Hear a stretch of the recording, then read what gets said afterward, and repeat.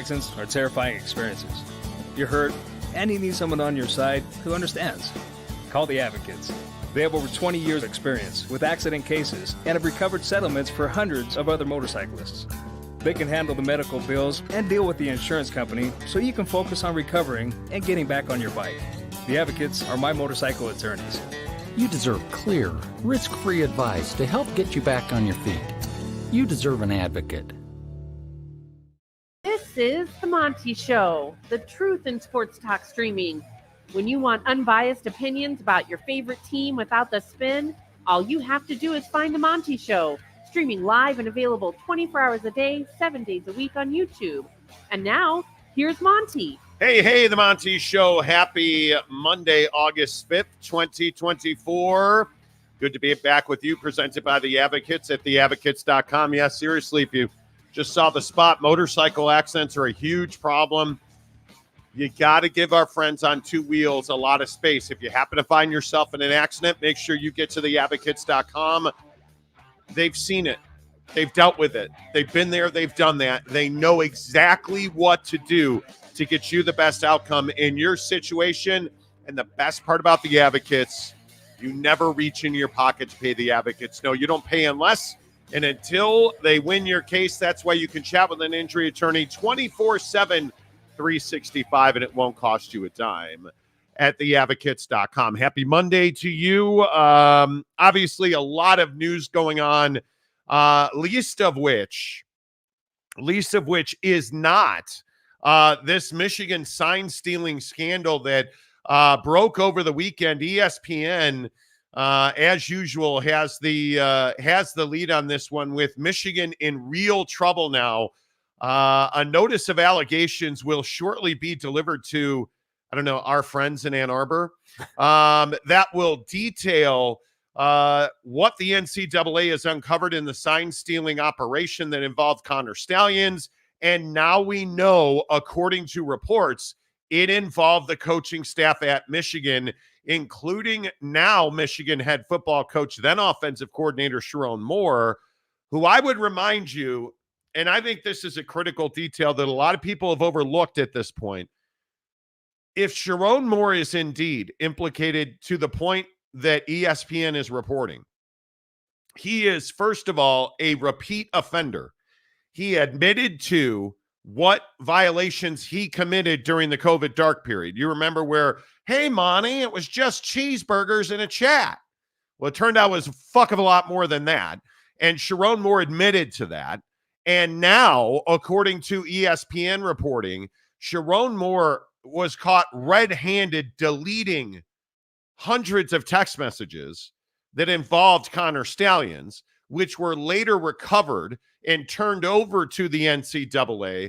Sherrone Moore's in trouble here. These are level 2 violations that involve Connor Stallions stealing signs with a significant operation that included human beings in other stadiums across the country, we now know at this point, videotaping sidelines, like, you know the details of it.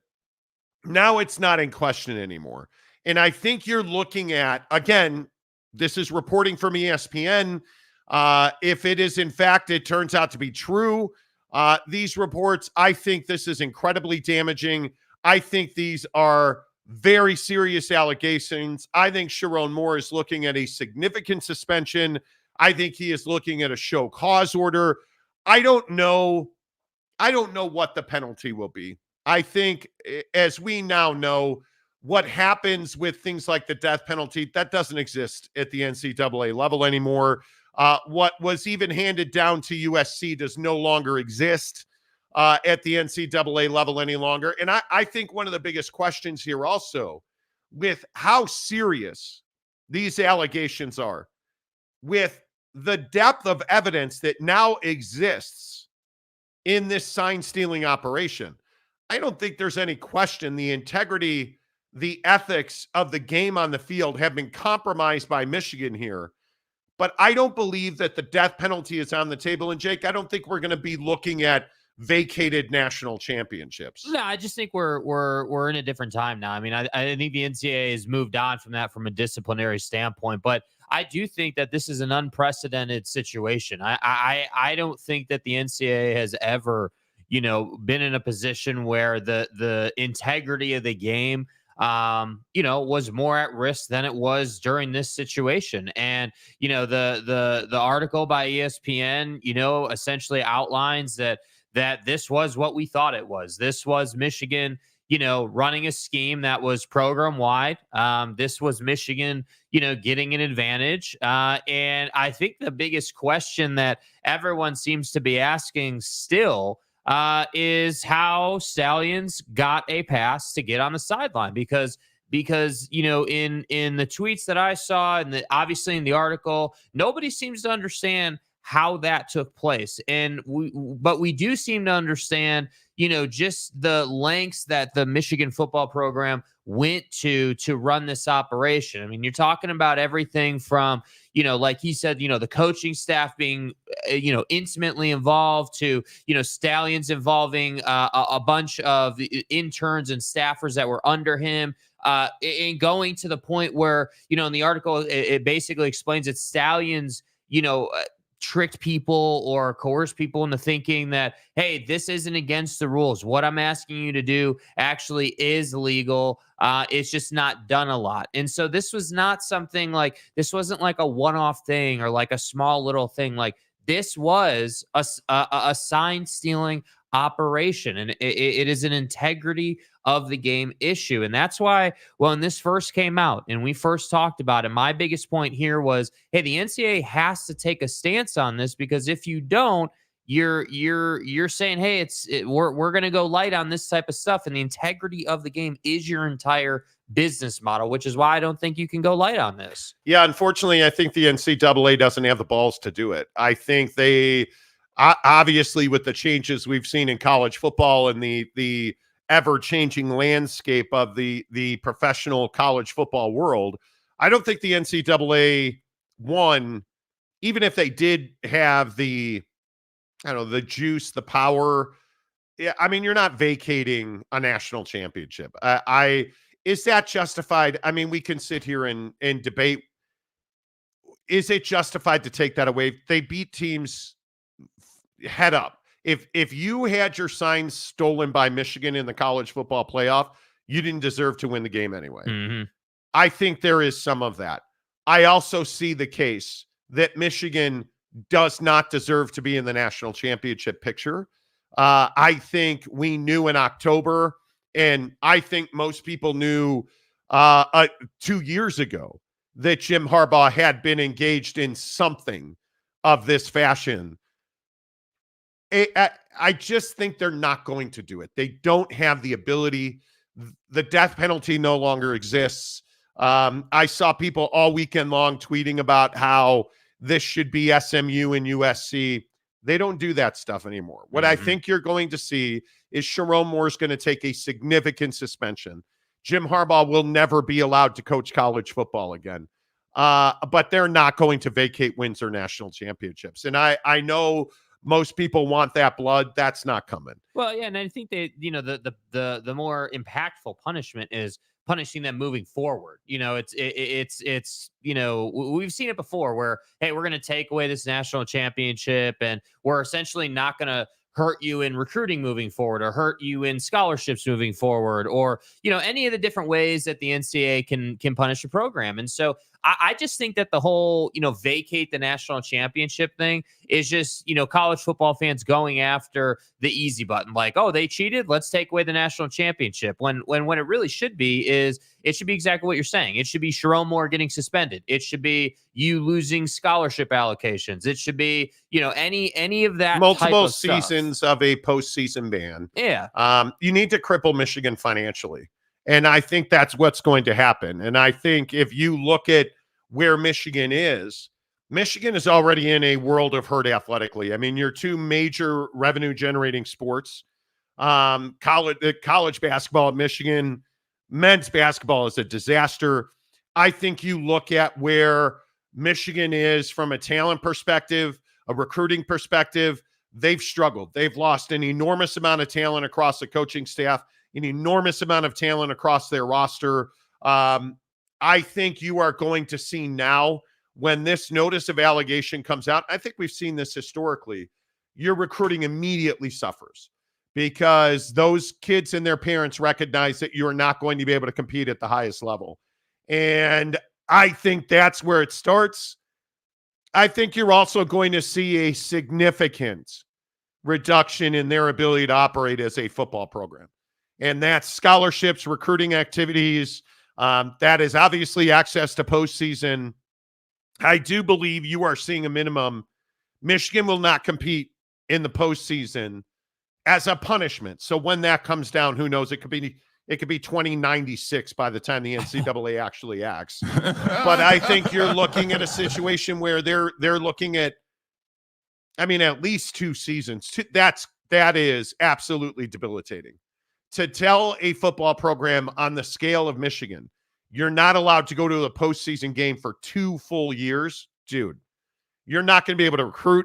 You're not going to be able to, your ad dollars, your distributions, and on top of that, you're not getting basketball shares because you didn't go to the tournament. Mm-hmm. The financial implications for Michigan are already enormous. So the idea that the only way to punish them is to retract their national championship, I think that's far-fetched. The NCAA is not going to do that, in my opinion. Well, and I think the hard part for just college football in the bigger picture is this is Michigan we're talking about. This is a premier brand. This is a brand that obviously is one of the biggest brands we have in college football, and I think that's what's difficult about the situation. I don't think anybody, wants to be having this conversation about Michigan. In fact, I think what we want to be talking about is, hey, let's get the best version of Michigan and the best version of Ohio State together again, and let's play that game again. Let's keep doing that every year because that's what's great for the game. And so it's hard to sit here and be like, yeah, they did all this stuff, and it means that the Big Ten is going to probably, be looking at losing one of its highest program or highest value football programs for several seasons in the playoff. And that's rough, man. Nobody wants that. Well, and Pete Thamel and Dan Murphy from ESPN obtained a copy of this notice of allegations. This is real. This is severe. I think Sherrone Moore is probably going to take a minimum of a 6-game suspension once this penalty is handed down. Mm-hmm. I would assume afterward he would have a show cause notice, which as a head coach currently employed, that doesn't mean a whole lot. I think Jim Harbaugh probably gets a 10-year show cause order, which at his age ends his college football career. And for a guy that burns through jobs pretty quickly, Jim Harbaugh, that's a big penalty. I think the bigger question here is, what do you make of Central Michigan? I don't know how you give Central Michigan a free pass. That's going to be tough because you'll remember that Central Michigan is at the heart of this because Connor Stallions was seen in disguise on the Central Michigan sideline. And you guys remember the infamous recording sunglasses and dressed up in Central Michigan coaching garb. Very clearly, they knew at Central Michigan that this was Connor Stallions. There's no way now to even spin the fact that the enormity and the depths of dishonesty from Jim Harbaugh saying that he had no knowledge to Sherrone Moore, to the coaching staff denying this. Well, now we know that the coaching staff deleted text messages. Jim McElwain, in what now is a comical, statement during a press conference, denies that Connor Stallions was there or that he knew Connor Stallions. Before we go any farther, we've obviously are aware of a picture floating around with the sign stealer guy. Our people are doing everything they can to get to the bottom of it. We're totally unaware of it. Anybody know where Jim McElwain coached before he went to Central Michigan? Anybody know who was on staff as a coach while Connor Stallions was at Michigan? It was Jim McElwain. Jim McElwain knows Connor Stallions. Jim McElwain, I believe, in my opinion, was well aware that was Connor Stallions on a sideline. You don't get coaching gear. You're telling me that there's a guy on your sideline who works for Michigan football. According to the NCAA notice of allegations reported by ESPN, you're telling me that a member of the Michigan football department is dressed in your coaching gear on your sideline, allegedly wearing recording sunglasses at night, and you didn't know about it? Well, you know what I'm going to say. Well, that's your fault. That's an NCAA violation. You did know about it. Well, you should be fired. You didn't know about it. You should probably be fired. I mean, Jim McElwain is not the biggest name in this scandal, but Jim McElwain is complicit because he facilitated, in my opinion, the ability of Connor Stallions to steal signs from Michigan State. Yeah, no question about it. And I think that whole, the whole CMU situation in the whole role they played, it is. I do think without Central Michigan, Connor Stallions isn't able to do what he did. I mean, you're talking about a guy getting sideline access. Like, if you think about it and we zoom out, like, you've heard, hey, they've got people at stadiums, like they're sitting in the crowd. Like, it's one thing to go into the stadium and buy the ticket and do that. Like, I feel like that's one level of it. But then to be on someone else's sideline in their gear, trying to get like a close-up look and trying to, get intimate with the play calls and see what's, Michigan State or any other team is doing, from that standpoint, it's another level to allow Connor Stallions to be on your sideline and record Michigan State's signals. That's ridiculous. You're first of all, you're Central Michigan. You're helping Michigan. Well, of course you are, because Jim McElwain, the head coach at Central Michigan, is friends with the staff at Michigan. He knows Connor Stallions. I mean, it's no longer possible to say that this wasn't a in-depth, supported football activity from the Michigan football department. This was their operation. Yeah. This wasn't Connor Stallions, who's just some nice, unassuming vacuum salesman. Going out and, trying to help Michigan win a game. He's on the sideline at Central Michigan filming, allegedly, those glasses. Yeah. Filming Michigan State's sideline. You're not getting away with this, dude. You're not. You're not in disguise. Dude, you're not going to get people to believe that Michigan's staff had no idea that Connor was there, or that certainly Central Michigan staff had no idea that Connor was there. And the other part of this too is like, if you go and read the whole article, it talks all about how, like, Connor, is somebody who, as we know, was willing to do anything to help Michigan win. And as part of that, hey, I'm willing to do anything to help the team win mentality, you've got everything from, again, convincing people this wasn't illegal, to, destroying video that you had taken, telling a staffer to, take these ticketing records, like the receipts of the tickets we bought, and put them in this storage space so nobody would find it, and I'll come back and get it later. Like, you have all these things that this guy did.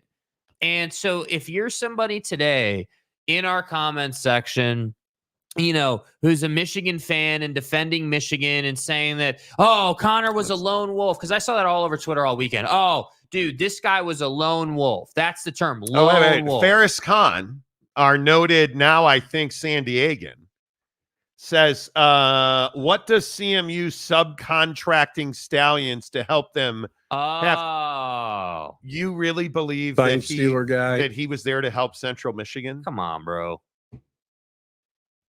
You really believe he was there to help Central Michigan, even though he was not signaling or communicating with coaches while he was on that sideline? He was simply allegedly wearing recording sunglasses, Ray-Bans that record video, standing away from the Central Michigan coaches and not interacting with them. And you think he was there working for Central Michigan? Come on, guy. Well, and the funny thing is in the pictures, it totally goes against what you're saying. In the pictures, it's very clear. He doesn't have a headset on. No. He's just kind of standing there. And to your point, like, he's not in the action. He's like kind of just trying to blend. Look at him in the background. Look at this. Look at the guy. Look at the guys all around him. Headsets and clipboards, and look at that. He's not interacting with them. What? What are you talking about? Come on, and dude. this is the thing that I don't understand. This is where I struggle. What else? Did you say anything else that's really fucking stupid? Of course you did. They could not find anything, so they didn't find that Sherrone Moore, now a repeat offender, allegedly deleted text messages and then admitted to deleting text messages and later turning those text messages over voluntarily. No, that's not.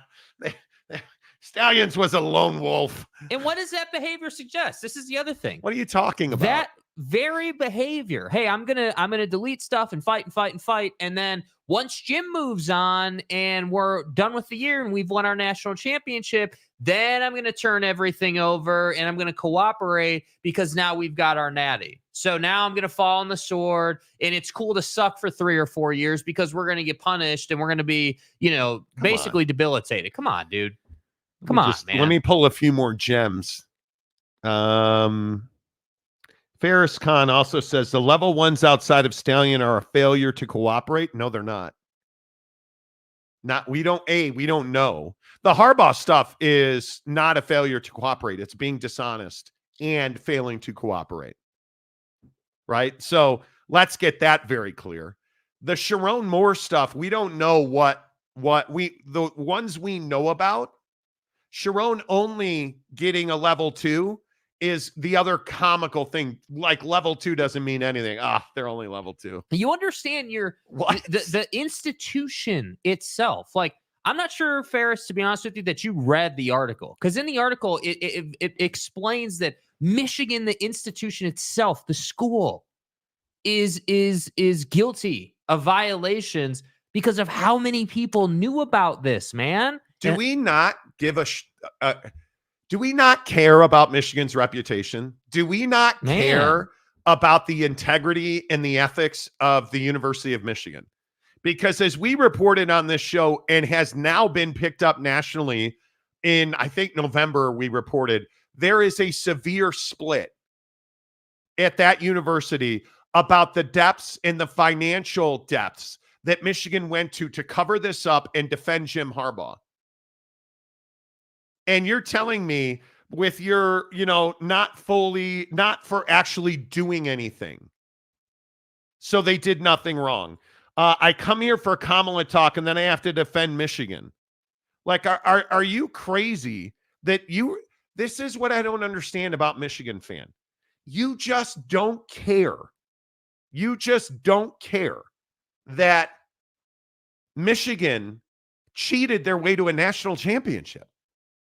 You can now, with this notice of allegations, there's no longer a way to say that you won this national championship fair and square. Yeah. You understand that. Sherrone Moore has admitted he deleted 52 text messages between he and Connor Stallions. The head coach at Michigan deleted 52 text messages between himself and Connor Stallions. Why would he delete those messages?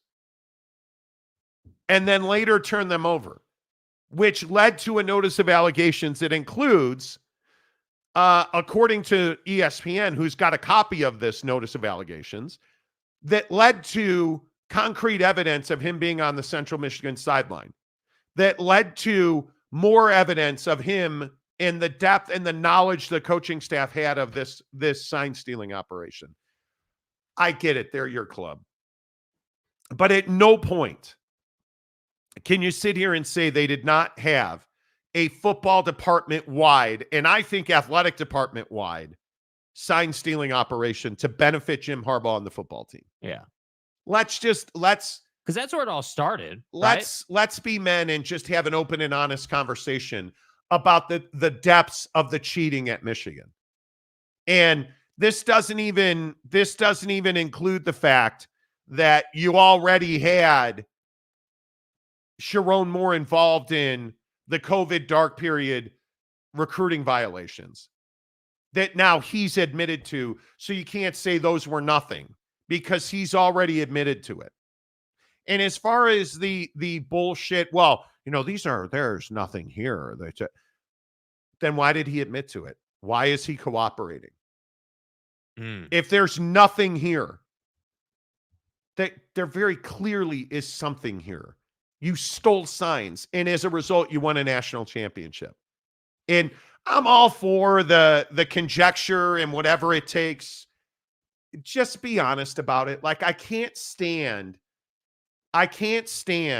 just turning a blind eye. We're like this. We're going to talk about NFL and injuries, and we tend to whitewash the worst of ourselves so that we feel better and we can sleep at night.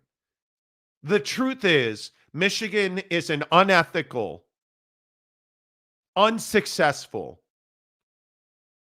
corrupt athletic department that has facilitated lying and cheating and an absolute just trashing of ethics at one of the finest academic institutions in this country. That is what you should be upset about if you're a Michigan fan. And yet, because they won some football games, we don't care. And Jim Harbaugh's a legend. And it's why Joe Paterno has statues at Penn State. Mm-hmm. Plain and simple.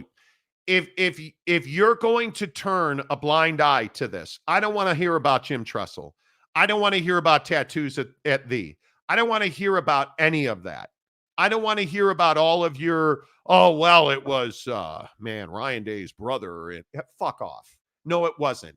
It was Jim Harbaugh and his football staff, in my opinion, and based on this notice of allegations at ESPN, concocting an operation to steal signs because they couldn't beat Ohio State. And that's where this all started. So, I just lose my patience for lying, filthy Michigan fan who comes in here and wants to talk about what a great, strong institution Michigan is.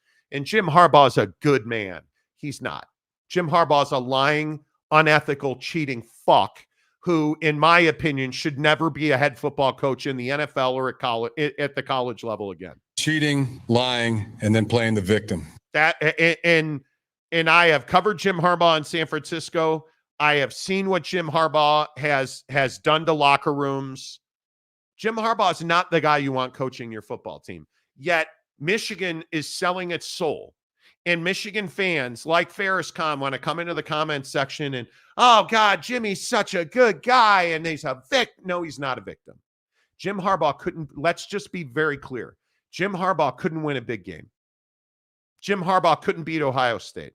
Jim Harbaugh couldn't win the Big Ten championship. Jim Harbaugh couldn't go to the college football playoff. Jim Harbaugh couldn't win the biggest games. And then all of a sudden, Connor Stallions puts on some sunglasses, transforms himself into a Central Michigan coach, and they win a national championship. Fine Steeler guy. Jim Harbaugh, he's just so innocent. What a great man. Just a maker of men. I'm going to say that he's not innocent. I'm going to say that Sherrone Moore deserves, in my opinion, at least a season-long suspension.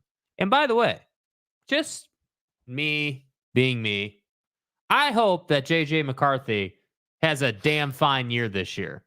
Because if you come out and you play terrible in the NFL and you look completely incompetent in the NFL, but you're this amazing national championship winning quarterback at Michigan, that's not going to be a great look, JJ. Just want to put that out there, bro. And the sad thing is, you had the most talented roster in the country, and you just weren't good enough in the coaching staff.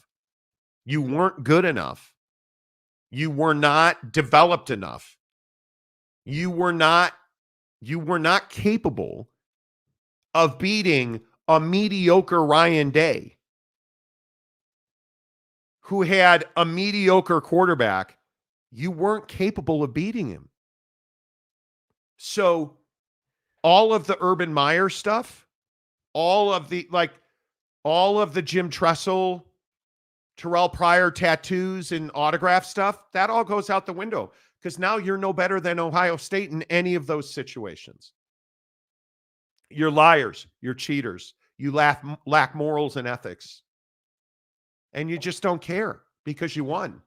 And now that it's been proven through this notice of allegations that ESPN is reporting on, that you facilitated the largest cheating scandal involving on the field play that I think we've ever seen, you have no defense for it. And if you come in here and you defend Jim Harbaugh and you defend Michigan, you're embarrassing yourself. It tells me who you are morally. It tells me who you are ethically. And frankly, I'm laughing at you.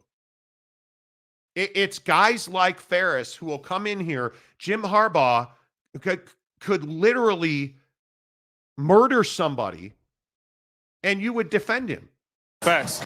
Jim Harbaugh could commit the most heinous crimes and you would defend him. Never mind what it did to Michigan as an institution.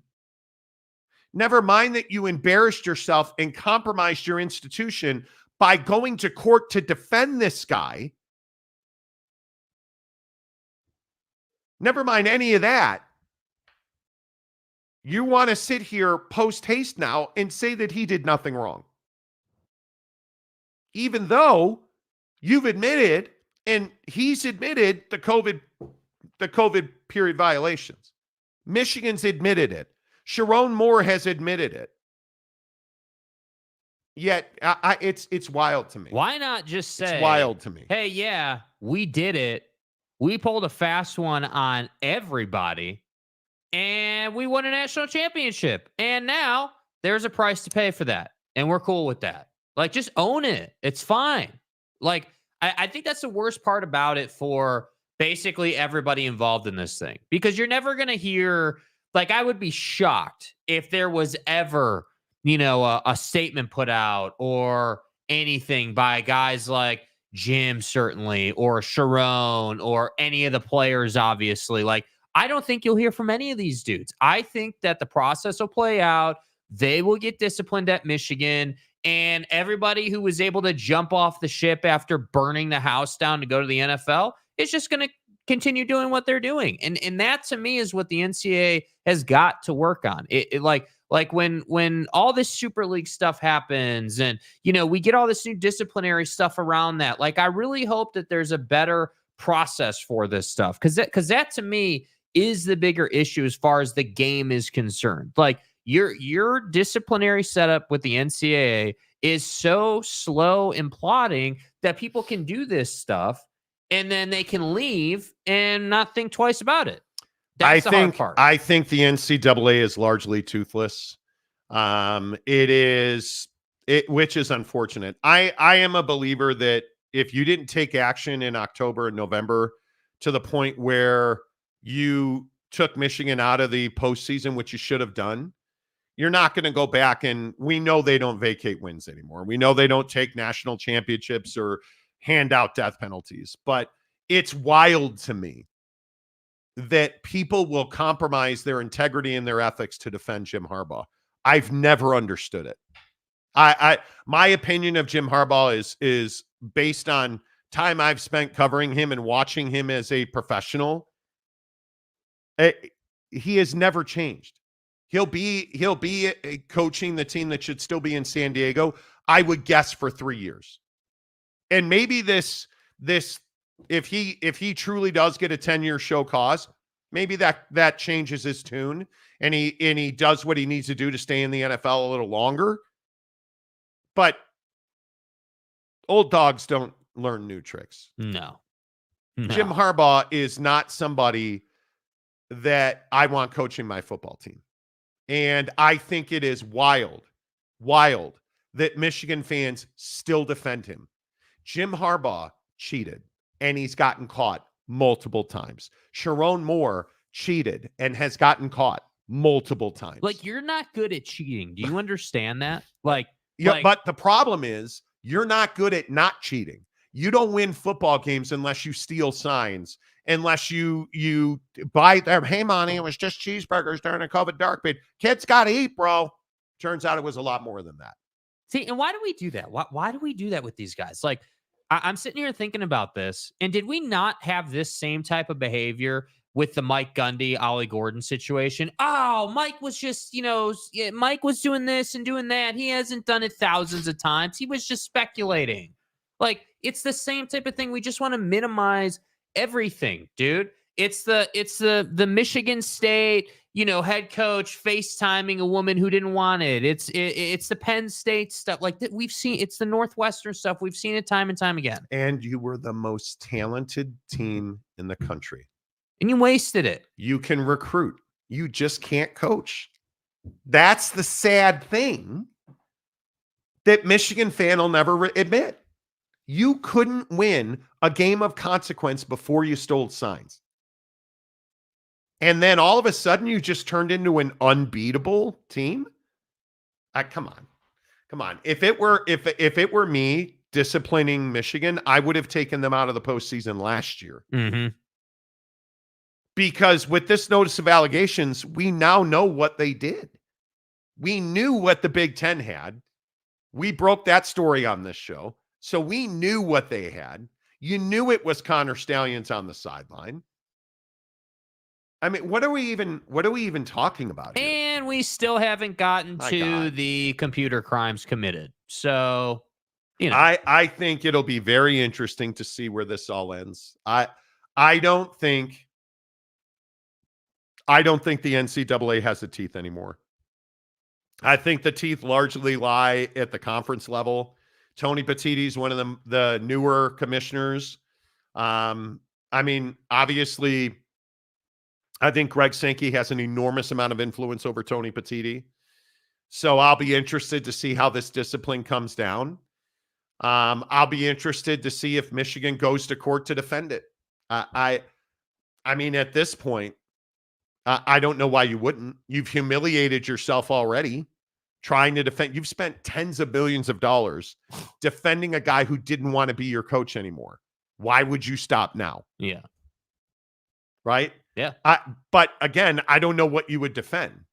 Yeah, you're just going to, you're going to do what Michigan and Florida State and all these schools do. You're going to appeal for the sake of appealing, and you're going to cause a media fuss, and you're going to try and cause a bunch of trouble. And this is why I was saying when the whole Petitti suspending Jim for 9 hours penalty came out, like, dude, Tony Petitti doesn't want to discipline Michigan. Obviously he knew and he had to do something, but what was Tony really doing there? With all due respect to Tony, you were just checking the box. You were saying, yeah, here's a punishment that's not going to hurt their football season and not going to ruin the season and not going to take away their opportunity to go ahead and earn the conference some shares and some money through the college football playoff. But let me make sure that I put it out in the media that we're disciplining Jim Harbaugh. So let me get this right. You knew about all of this stuff back then. The NCAA certainly knew, no question about it. And you allowed them to go into the college football playoff and win the national championship, which, again, I agree with you. Anybody saying that they didn't beat those teams head up, you're out of your mind. They won both of those games straight up, and they deserve credit for that. But the idea that the NCAA doesn't have a system in place to say, hey, you know what? We've got evidence that you guys did X, Y, and Z during the regular season, and it's an integrity of the game issue. We're going to keep you out of the playoff this year. The idea that they can't do that is absurd. And if it was just the recruiting violations during COVID, that'd be one thing. I'd be like, you know what? Yeah, I don't love that. That's a bad look. But ultimately, it is what it is. Not a big deal. Like, fine. But that's not what this is. You did that, and then you did this. And again, we still haven't gotten to the across state lines computer crimes that were committed inside your football program. Allegedly. Well, see, it's crazy to me. We'll see how all of this plays out. But I'm sure Ferris Khan and every other morally, ethically lacking Michigan fan that wants to defend Jim Harbaugh will continue to defend him. And it's reprehensible to me. It is reprehensible to me. Let's see who's in this morning. Mike Smith. Hello. He says he is using the auto-tune, James. Oh, I don't know what that means. Mapes says, nice free Harbaugh dig, Jake. Doesn't make a lot of sense based on how most quarterbacks do that play their rookie year in the NFL, but whatever, puts a smile on your face. You either have it or you don't. Find me the quarterback who struggled as a rookie and turned it around. Maybe Trevor Lawrence, maybe. But I think there was an extraordinary set of circumstances in Jacksonville that were preventing him from winning, including Pervin Liar and his sports bar groping incident. So, but yeah, I can't think of, if JJ McCarthy comes out of the gate and struggles the way he has struggled in camp and OTAs, I think it is not surprising at all that JJ McCarthy is. I am a unfortunately well-experienced fan who understands guys like Mitch Trubisky and Justin Fields.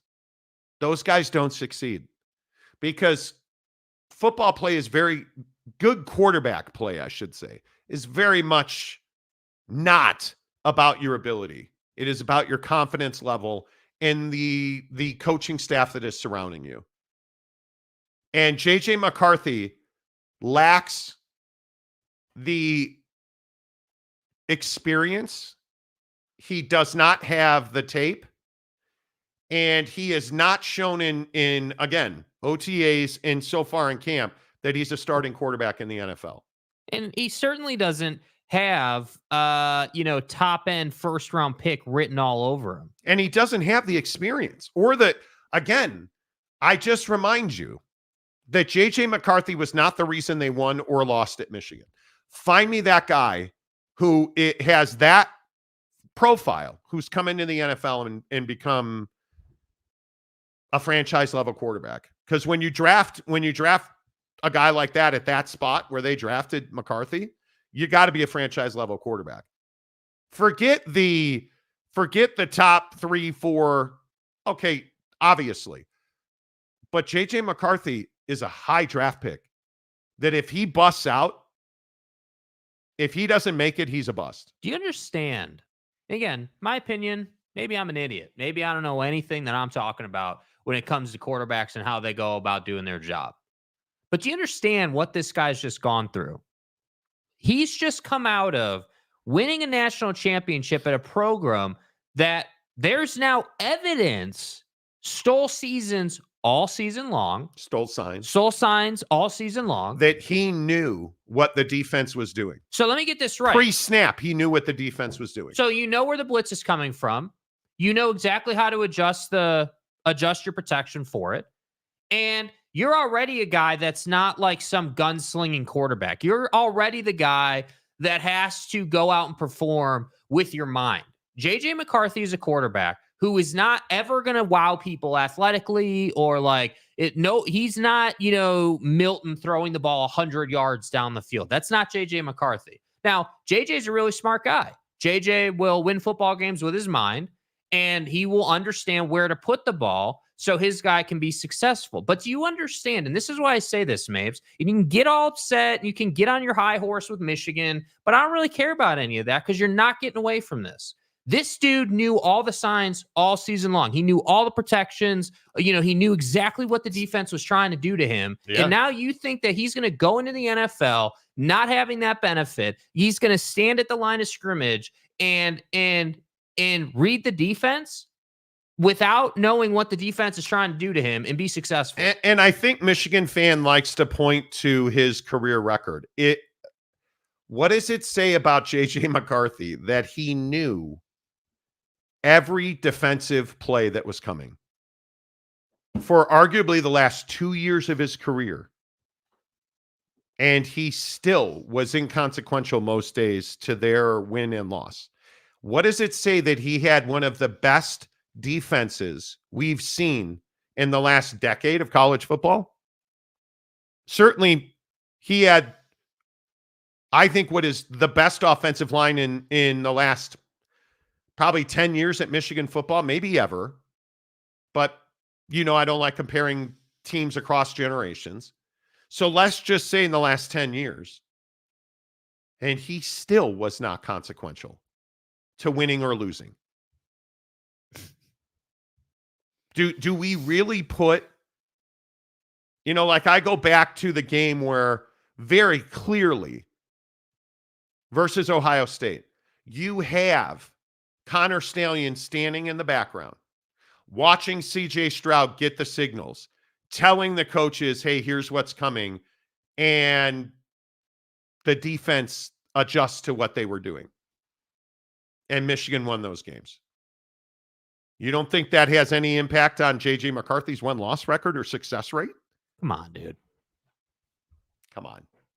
I think there's a lot of, what's the right way to say this? Michigan, again, was one of the most talented teams in the country, arguably the most talented team, although a couple of those teams in the SEC, including Texas now, were pretty damn good. And it's unfortunate that J.J. McCarthy is going to have that anvil hung around his neck. But when you lie down with dogs, you get fleas. 100%. And Jim Harbaugh is a dog. He's a POS, Jim Harbaugh, in my opinion. He should never coach another football game, NFL or college, ever. And don't tell me that JJ wasn't 100% bought in. This is the guy who got off the bus with a free Harbaugh shirt on, dude. Come on. I just think it's laughable. If you know anything about the NFL, and I think most fans don't, but I think if you know anything about the NFL, quarterbacks make or break right out of the gate. It is very rare, with some exceptions, that you are awful during your rookie contract and you turn into a franchise quarterback.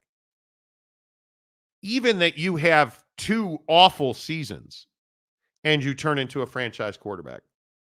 And you look at the bust rate of quarterbacks that are far more able than J.J. McCarthy. There's very little to make anybody believe that J.J. McCarthy's a franchise quarterback. Very little, if anything. He is not. He just doesn't have the profile. He doesn't have the size, the skill set. He doesn't have, if you look at, I don't know, Daniels in Washington, certainly if you look at Caleb Williams with the Bears, Drake May in New England, if you look at those guys physically, tape, measurables, statistically, like any measure you want to use, those guys are franchise quarterbacks. What about J.J. McCarthy makes him a franchise quarterback? Size? No. Statistics? No. Win-loss record? Can't use that. They cheated. What about J.J. McCarthy makes him a franchise quarterback? I don't know either. Because he's just not that guy. Yeah. He is. So again, Michigan fan, put your head in the sand. Keep living that life. I'm good with it. I'm totally good with it. Let's see. VA Buckeye. Harbaugh was 49-26 prior to Stallions joining the staff. Then he was 40-3 after. What did he suddenly become the next coming of Nick Saban? Well, and I think this is what we have talked about so often on this show. Yeah. Jim Harbaugh was incapable of winning big games. Fine in the regular season, but couldn't win the big game of consequence, which was most years Ohio State. And then he hit a switch. This is a guy who'd always been able to recruit. So he'd always had talent, but they didn't win big games. You don't just all of a sudden become a big game coach when you've never been one in your career. And I will also point out, when you know what the other team's offense and defense are going to do, you almost, I mean, the advantage is immeasurable. Yeah. Your guys are in the right place, your personnel groupings, you just have such a massive advantage. So the idea that this doesn't taint everybody on that roster and everybody on that coaching staff, come on. Yeah. Come on. UW fan Jim, it was all part of the cultural breakdown of our country.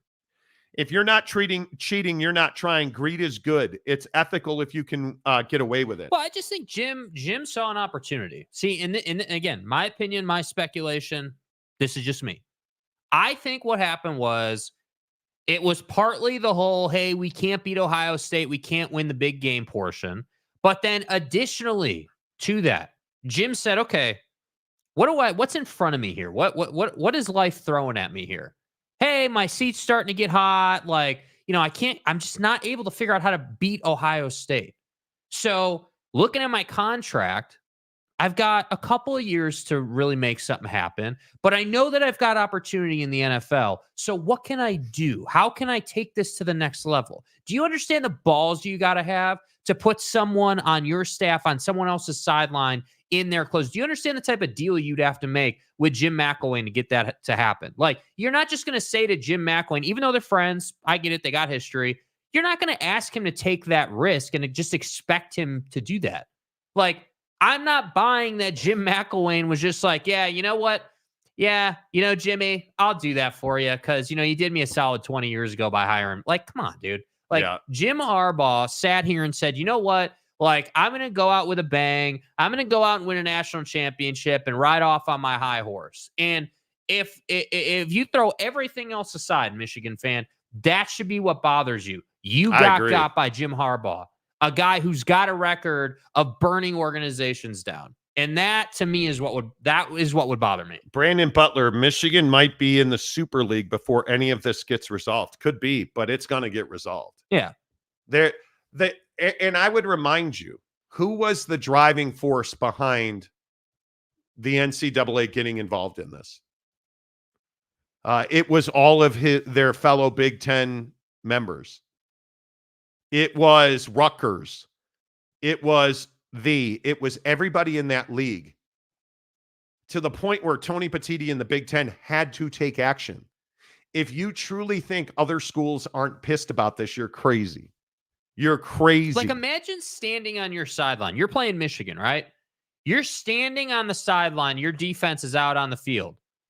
And you're like 3rd and 5. And you're like, all right, cool. We're in a good spot as a defense here. Like, we got a chance to get off the field. And what do you see? Some dude just wide open, 15 yards down the field, running a seam route because that's the weak point of your defensive scheme. How does that happen? And then you see it over and over and over again in the game. These are professionals, man. They're not stupid. And Jim Harbaugh ran away and left you holding a flaming bag of crap, and you're still defending the guy. It's incredible to me. Which is wild. You spent tens of millions of dollars defending this guy in court. And then and the best part is, you had a Michigan football alum as your judge. And you still pulled it and didn't want to go in front of him. The evidence, bro, they have text messages that Sherrone Moore deleted. Do you think it was just him and the text messages, according to ESPN reporting? I think they said 52 text messages between Sherrone Moore and Connor Stallions. Yeah.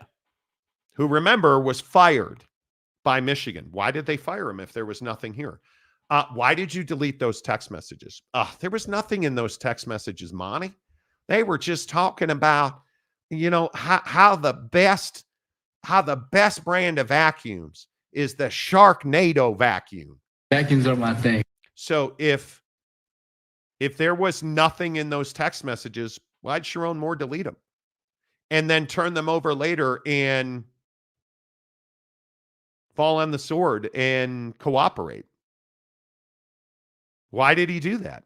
If there was nothing there, there's no reason to delete them. Oh, this is what I love right here. This comment right here by Ferris Khan about ESPN. Second from the bottom in the stack, right there. Why is there a lack of institutional control with ESPN, and why are they not getting punished for it? What is? Oh, so wait. Now we're moving on from Michigan being liable. What are you now it's talking about? ESPN's fault because what? You're saying they wanted Michigan to win a national championship or somehow needed Michigan to win a national championship? Why is there a lack of institutional control? Okay. See, Ferris, this is why I don't read 99% of your comments. Come on. It's wild to me that, yeah, anyway. Damian Fowler, Ferris Khan, nice try. He was almost the Vikings coach the year before they turned him down. He was already trying to get out. Yeah, it's not like the team that should still be in San Diego hired him and it was his first opportunity. Jim Harbaugh has interviewed across the NFL. Yeah. He's been trying to get out for several years. I'm not going to read I'm not reading Ferris Khan's comments anymore. I'm just not. The fact that Harbaugh left Michigan for a higher paying job in the NFL, that makes sense. So you truly think it just was this opportunity with Wales vagina was just too much for Jim Harbaugh to pass up? That the LA Chargers job, he was, what was he? At least for the Bears, two straight cycles with the Bears before they hired Ebersucks. Like he's interviewed Detroit.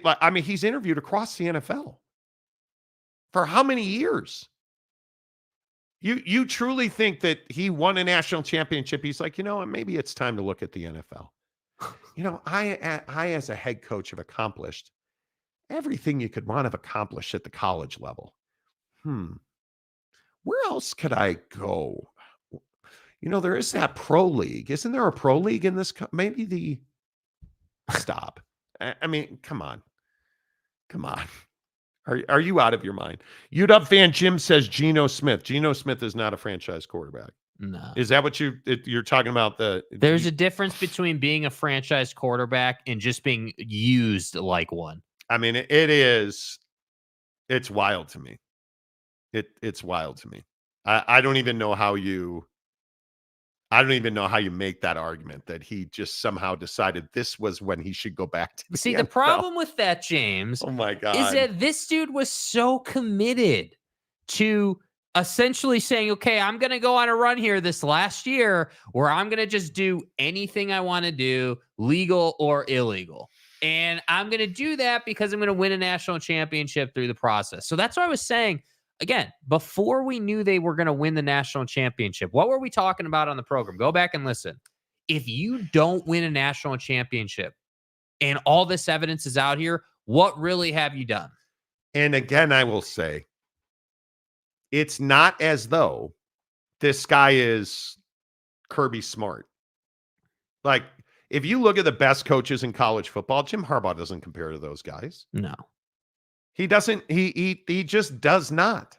Nick Saban is a better man than you are. It's wild to me. You do you. Jim Harbaugh if you look at the best coaches, the Kyle Whittinghams, the Kirby Smarts, the Nick Saban, you look at those guys, Urban Meyer. Even Urban Meyer. I'm trying to think of scandal-ridden coaches. Urban Meyer. Would you rather have Jim Harbaugh or Urban Meyer? Bullet. Yeah, I mean, that's who you're on par with now. You're a lying, cheating, morally bankrupt, unethical football coach. I don't know. Am I talking about Urban Meyer or am I talking about Jim Harbaugh? It's a great point. I mean, that's who you are now. That's what you've become.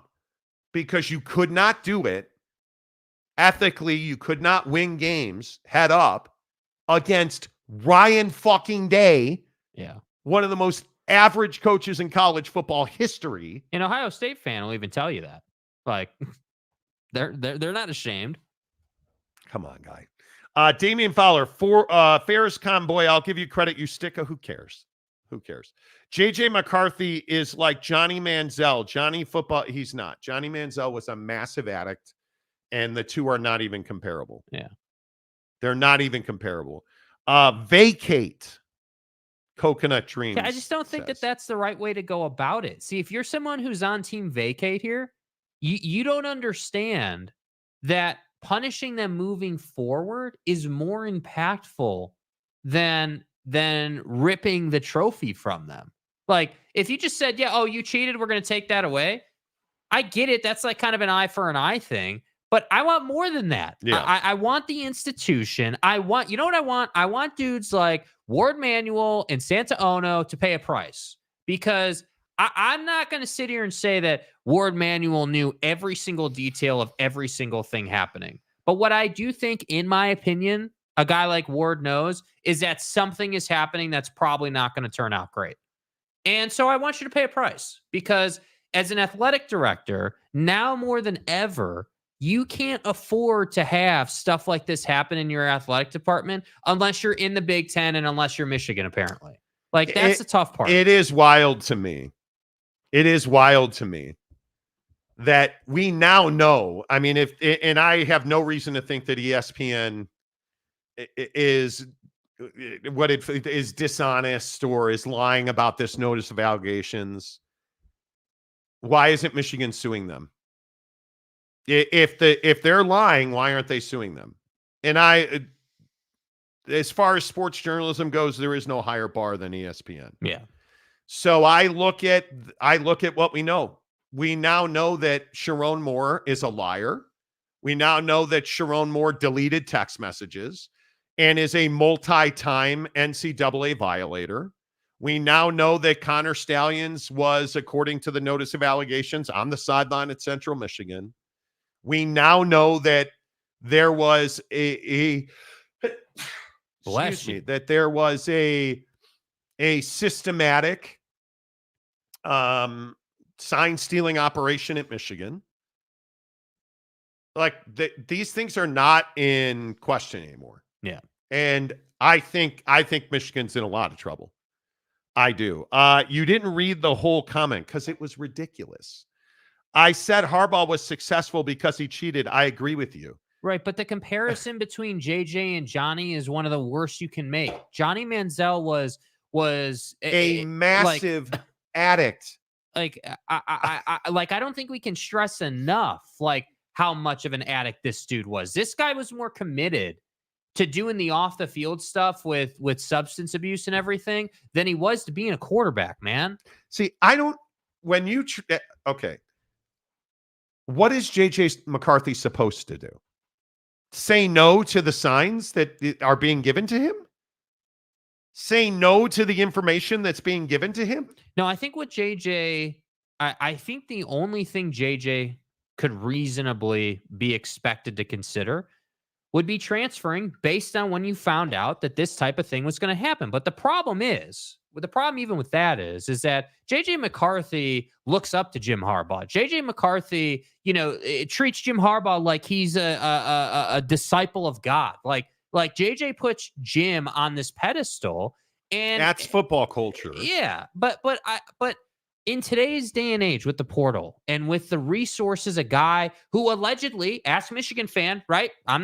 You said it on the show, Mapes, a guy who is a franchise quarterback, one of the best quarterbacks in the draft, a great guy. So if he's this great guy and has all this talent, why would he want to get wrapped up in something like this? If he could go, like, if he's that good, why wouldn't you just look at another opportunity? Why would you want to be involved in this drama? Because I'm telling you, at some point, somebody will ask JJ about this.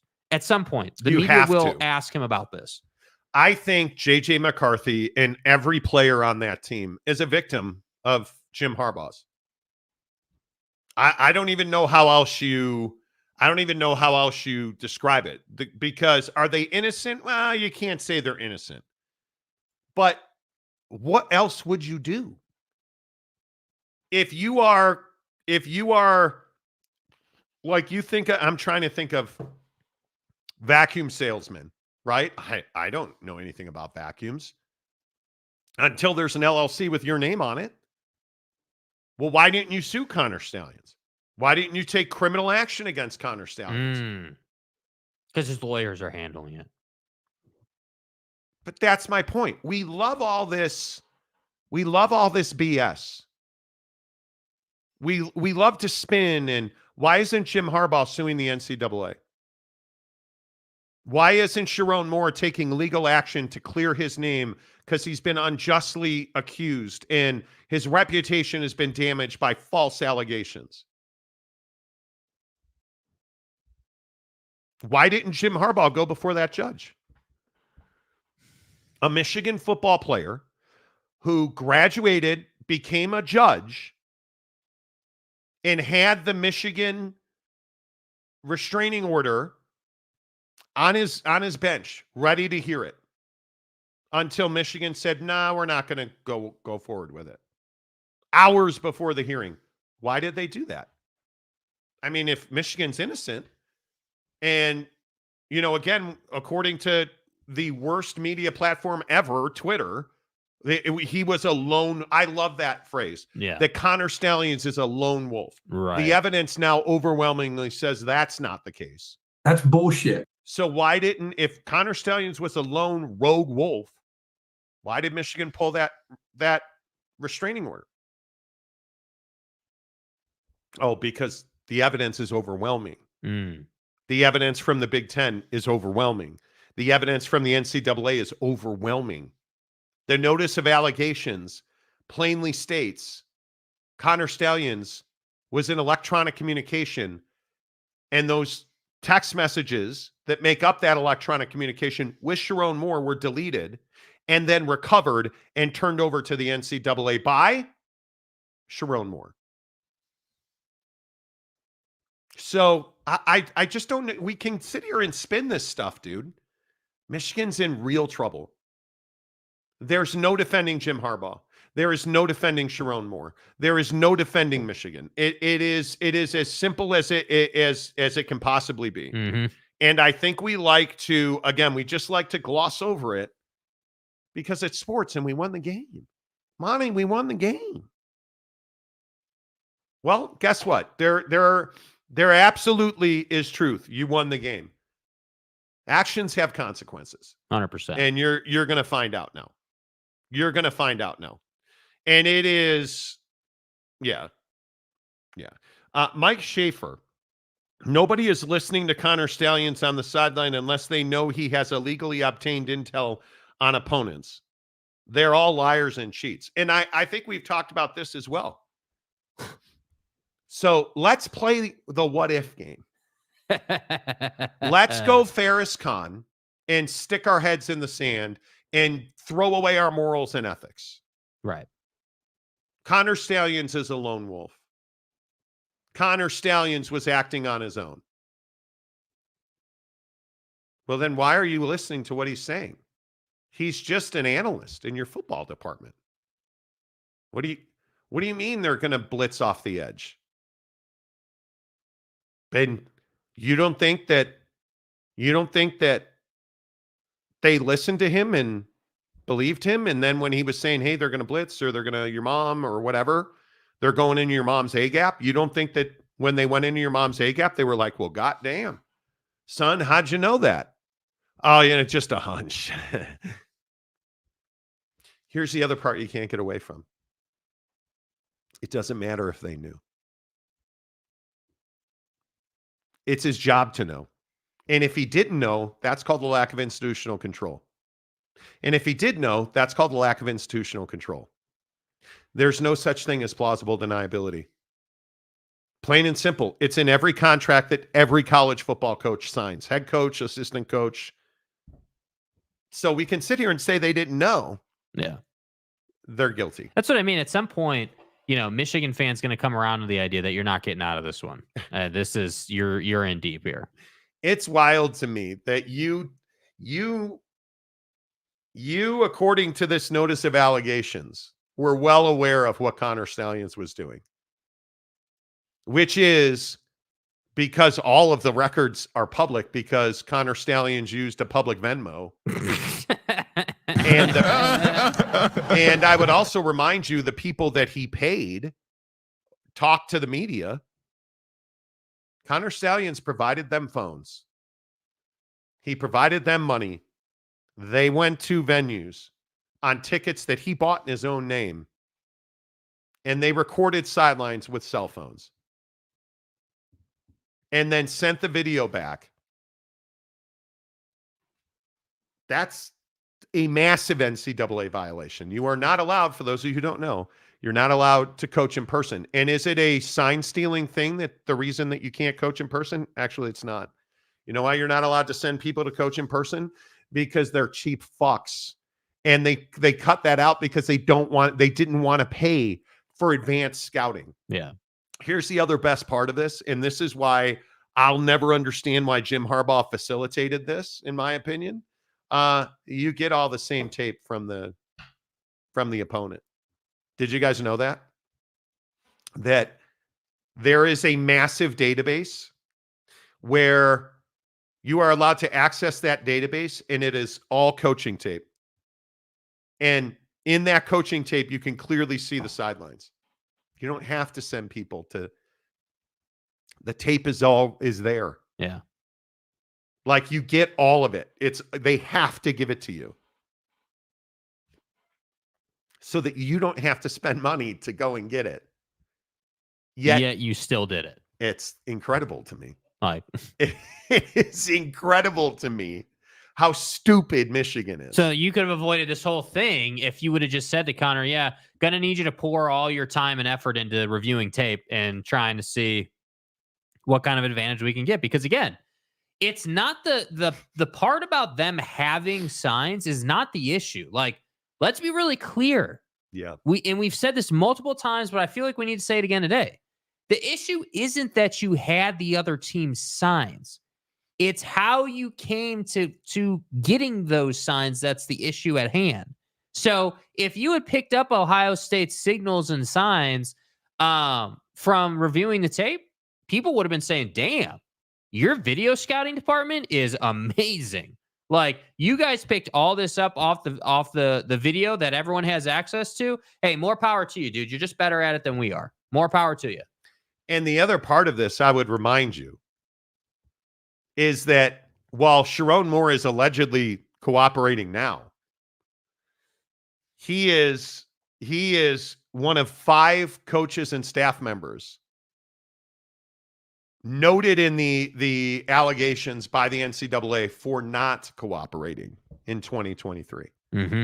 So you look at this notice of allegations, man, it's tough to get away from it. And the evidence paints a really damning picture. And and I have to believe that these text messages he deleted will come to light. They will be. We will. Yeah. It's going to be very interesting. That's what I would say. I just think that knowing that now that this NCAA investigation puts Connor Stallions on the Central Michigan sideline, we all knew that. Like, that's a nothing burger. Right. It's the fact that Sherrone Moore was uncooperative and deleted text messages, which were subsequently recovered and given to the NCAA. Those, to me, that's where it hurts Connor Stallions. That's where it hurts Sherrone Moore. That's where it hurts Michigan football. Yeah. Because you just can't get away from that stuff. To me, I mean, it is again unfathomable to me that Sherrone Moore knew he was already under NCAA discipline for the Monty, it was just a cheeseburger. Yeah, you guys are all pissed off because they bought him cheeseburgers. Kids got to eat, bro. Yeah. He was already under NCAA discipline for the COVID dark period and made decisions knowing that not to cooperate, not to be forthcoming, to try and destroy evidence. That's the stuff that's like, It's a bad look. dude, what are you doing? All right. Speaking of whitewashing, sports hour number 2 of the Monty Show is always presented by our good friends at Prize Picks, prizepicks.com, the official daily fantasy partner of the Monty Show. You make a $5 deposit, Prize Picks is going to give you $50 more. It is the single best daily fantasy promo I think we've ever had in the history of daily fantasy. You look at what Prize Picks is doing. Open a new Prize Picks account, make a $5 deposit, they'll give you $50. It is crazy to me. Yeah, sure. Were they matching you up to $100? Yeah, but you had to put in $100, they'll give you $100. You put in $5, they will give you 10 times that amount, they'll give you $50. All you have to do is open up a new Prize Picks account, download the app, use the promo code Monty to get a $50 deposit when you deposit $5 on your own. It is one of the best promotions. I don't know that I've ever seen one better. And what do I always tell you about Prize Picks? The best part about Prize Picks, it's very simple. Very simple. Scotty Scheffler yesterday, 3.5 birdies or better. I took more. I won. Clutch. Because he came through, right? You look at baseball yesterday. I got screwed on Aaron Judge. It was not a good day. It was not a good day. Yeah. Because I had him at 2.5 total bases. They intentionally walked him. And it hurt my bowels. But that's the best part about Prize Picks. Hook it up right now. Play daily fantasy. Baseball's great. Obviously, football's back. I love the fact that no, don't get me started. I'm not going to talk about the Bears. I promised myself today I wouldn't get emotional about the Bears, and I'm not doing it. And by the way, I know that we don't talk a lot of golf on this show, but just to do justice to my guy, Rory, that's one of the biggest choke jobs we've ever seen in golf out of John Rahm in the Olympics. And I don't know why more people aren't talking about it, dude. I think everybody's talking about it. You miss multiple putts inside of 5 feet. Like, come on, and dude. If you don't play golf, you don't understand this, but I'll explain it. He pulled most of those putts, which means he was nervous. And when you pull a putt, you're trying to hit it straight, but you hit it a little left because you're gripping that putter because it's a big moment and you pull it. And John Rahm pulled multiple putts, missed multiple, I think it's 4 putts inside of 5 feet to lose the gold medal and the silver medal and the bronze medal. Yeah. Did anybody see Tom Kim crying? Dude. Tom Kim is Korean. And if you win an Olympic medal, you don't have to do the mandatory military service. Tom Kim will have to do the mandatory medal, or will have to do the mandatory military service because he did not win a medal. Came close. Brutal. Tough, absolutely bro. brutal. Tough. Speaking of tough, let's talk about injuries in football. I'm curious where you guys come down on this. Does the NFL have a perception problem? Because I feel like nobody's talking about Steve McMichael and ALS. Steve McMichael goes into the Hall of Fame yesterday. And it was amazing to see him in Canton. And, Steve McMichael, Chicago Bear legend. The Bears. He stood up there on the podium and gave one of the great... Oh, wait, he did not. But he was in Canton. And... Oh, wait, he wasn't. Where was Steve McMichael? Steve McMichael was in his bed at his home. And the NFL, I thought, did a great job of bringing the Hall of Fame to him. But why is Steve McMichael unable to go to the Hall of Fame to make an acceptance speech? Because he has ALS. And the enormity of the statistics that show football players are far more susceptible to getting ALS, which is a terrible, terrible disease. It basically takes all of your physical capabilities from you. Speech, motor skills, movement. But your brain is 100% intact. It is a terrible disease. Yeah. Yet we're not talking about the fact that Steve McMichael has ALS. We're talking about the fact that he's finally in the Hall of Fame. And I'm telling you, as difficult as this picture is to look at, if you are not talking about the fact that football players are doing real damage to themselves and that Steve McMichael likely has ALS because he played football, I think you're doing a disservice to all of the people who suffer from the game of football. And I also point to Alex Smith. Dude. Alex Smith put this picture out of his leg this weekend that he broke while a member of the Washington Commanders, a spiral fracture. That's what his leg looks like now from football. Man. And we don't want to talk about that stuff. And I think it's really important we do talk about that stuff. I think it's important that we understand and we talk to our kids about the damage that football does. Because you look at the stories and you look at the heartbreaking end of life scenarios that the Junior Seaus of the world, the Dave Duersons of the world deal with. The Steve McMichaels of the world, who his crowning achievement in football is the Hall of Fame, and he could not even experience it. I don't know that there's much more to add to this than that. Well, and I look at other figures in the football landscape. A lot of people feel as though, the Aaron Hernandezes of the world, only went down that path because of the abuse his brain took, and that contributed to, where his life ultimately led, which obviously was not a great place. And, I think the hard part with football is that, I think that they are trying to mitigate injury. They are trying to do things like, this new kickoff rule, or, the way a defender can hit, the offensive player now, where you can and can't hit that player. Like, they're trying to implement things, but I think that only goes so far. I'm not sure that the league, can do much else to prevent stuff like this from happening, because the problem is the nature of the game is violent. It is a man's game,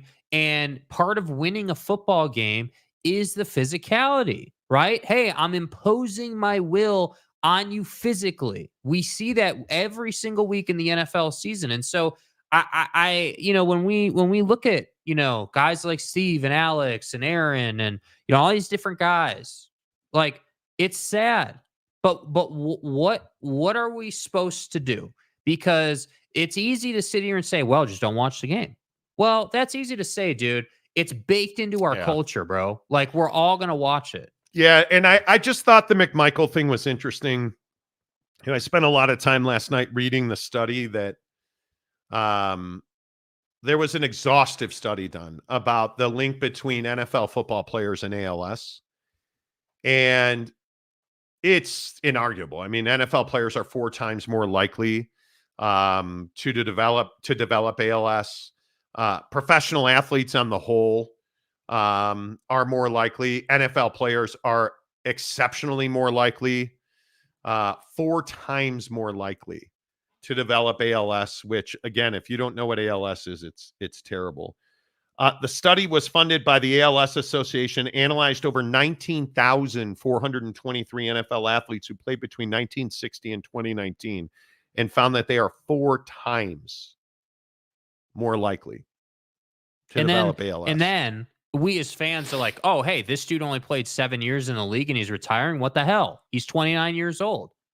Like, I am not surprised anymore when a running back, a linebacker, defensive lineman, these guys that are like quarterbacks, you understand it. You understand why quarterbacks can play, 15 years most of the time. Okay, I get that. But man, dude, like, you think about linemen and running backs specifically, the abuse they take is crazy.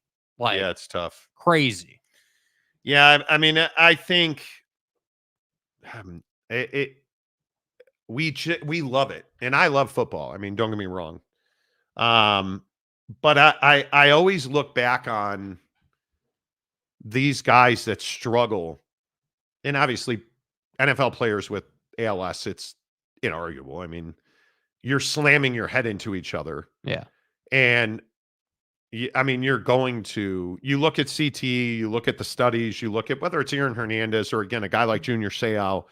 I mean, you don't put a shotgun to yourself. And It's just tough. And sometimes I struggle with it. Do you think about this stuff when you watch the game? I do, Because I think actually. that's the other side. I do. It's tough. Steve McMichael was such a larger than life figure of my childhood. Growing up in Chicago, idolizing the Chicago Bears, idolizing Walter Payton, idolizing, a guy like a Mike Singletary. Steve McMichael was a huge part of that defense. And to see what he deteriorated to, and hearing the stories and hearing his wife talk about it, that's really tough, dude. And having talked to Jim McMahon about the toll football has taken on him, I know a ton of NFL guys from my career, but my point is, watching Steve McMichael this weekend was very tough for me.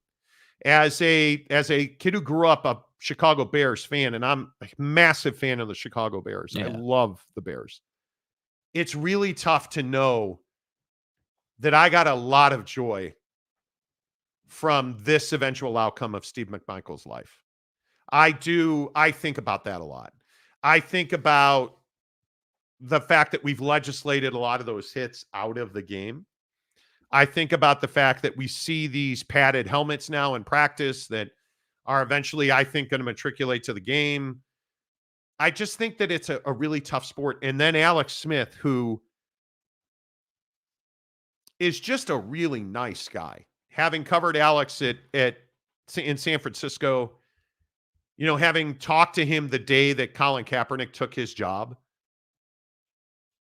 Alex Smith is just a really decent guy. And to see him with this leg thing, like the enormity of it weighs on you. Well, and the thing that I think about in modern day and like recent times is Tua. That's the thing that I think about is Tua laying on the field in Cincinnati with the head injury and that picture that we all saw repeatedly of his hands doing what his hands were doing. Ooh. And that's the kind of stuff that really bothers me. And obviously the next example was the Damar Hamlin situation and all the conspiracy garbage, throw all that away. Like this dude died on the football field. And I'm not even saying it's a result of the hit itself that he really just quite literally didn't take. I mean, the guy fell over like that's one of tough. those where you're like, damn, dude, like, is that because he had a heart defect? Is that because of the hits that he's taken over his NFL career? Like that's the stuff I think about. And so when guys come into the league and they're excited and they've got that new guy energy, I feel like we really have to enjoy that because I don't think it's lost on dudes anymore that, hey, if I can get out, win a Super Bowl and be out of this thing by Patrick the time Willis. right? Like by the time I'm 30, 31, that's going to be a lot better for me than trying to play till I'm 35. And we're seeing that more and more and more now, man. And I think it was, I'd have to go back and look. It might have been Shaq Barrett, maybe recently retired. I think it was, or somebody from Tampa. Look at guys like Andrew Luck. Yeah, look at quarterbacks like, or linebackers like Borland in San Francisco who walked away after 2 years, I guess. Again, I look at the guys that played in the 80s, in the early 90s. And if you were a defensive lineman, if you were a running back, dude, you paid a massive price. Seeing Randall Cunningham at the Olympics supporting his daughter over the weekend, phenomenal.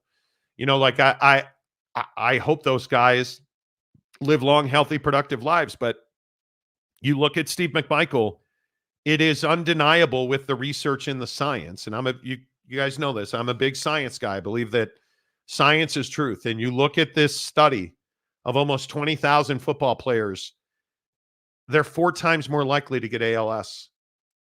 You look at all of these guys that have had these unenviable outcomes. Javon Belcher in Kansas City. It's the game does damage. Yeah. Andrew Luck's a really good example. I'm glad that popped into my mind. Like I think about how unable to live his life he was, and it forced him out of the game of football. And the criticism that he took for that It's just crazy. It's just Well, and I think the thing with the Andrew Luck situation too was it kind of shocked the world. Like him in particular, because he was at the top of his game when that happened. Like he was one of the best quarterbacks in the league, if not the best quarterback by some people's opinions.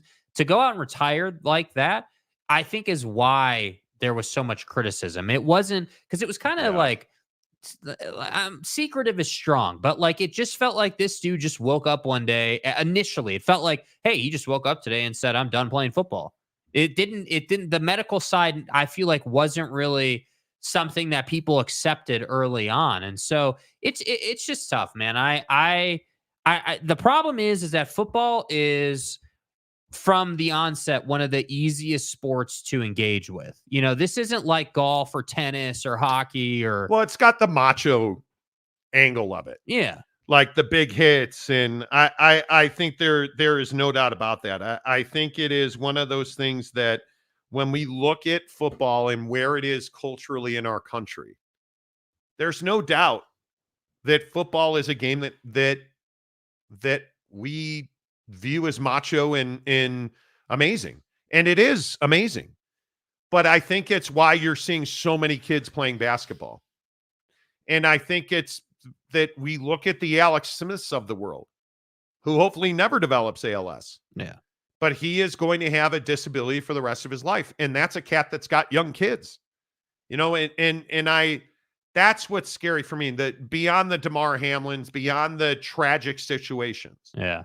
That's what's scary for me. These dudes are not robots. They don't get hung up in a locker or a room, you know, after the game's over. They're human beings that go home.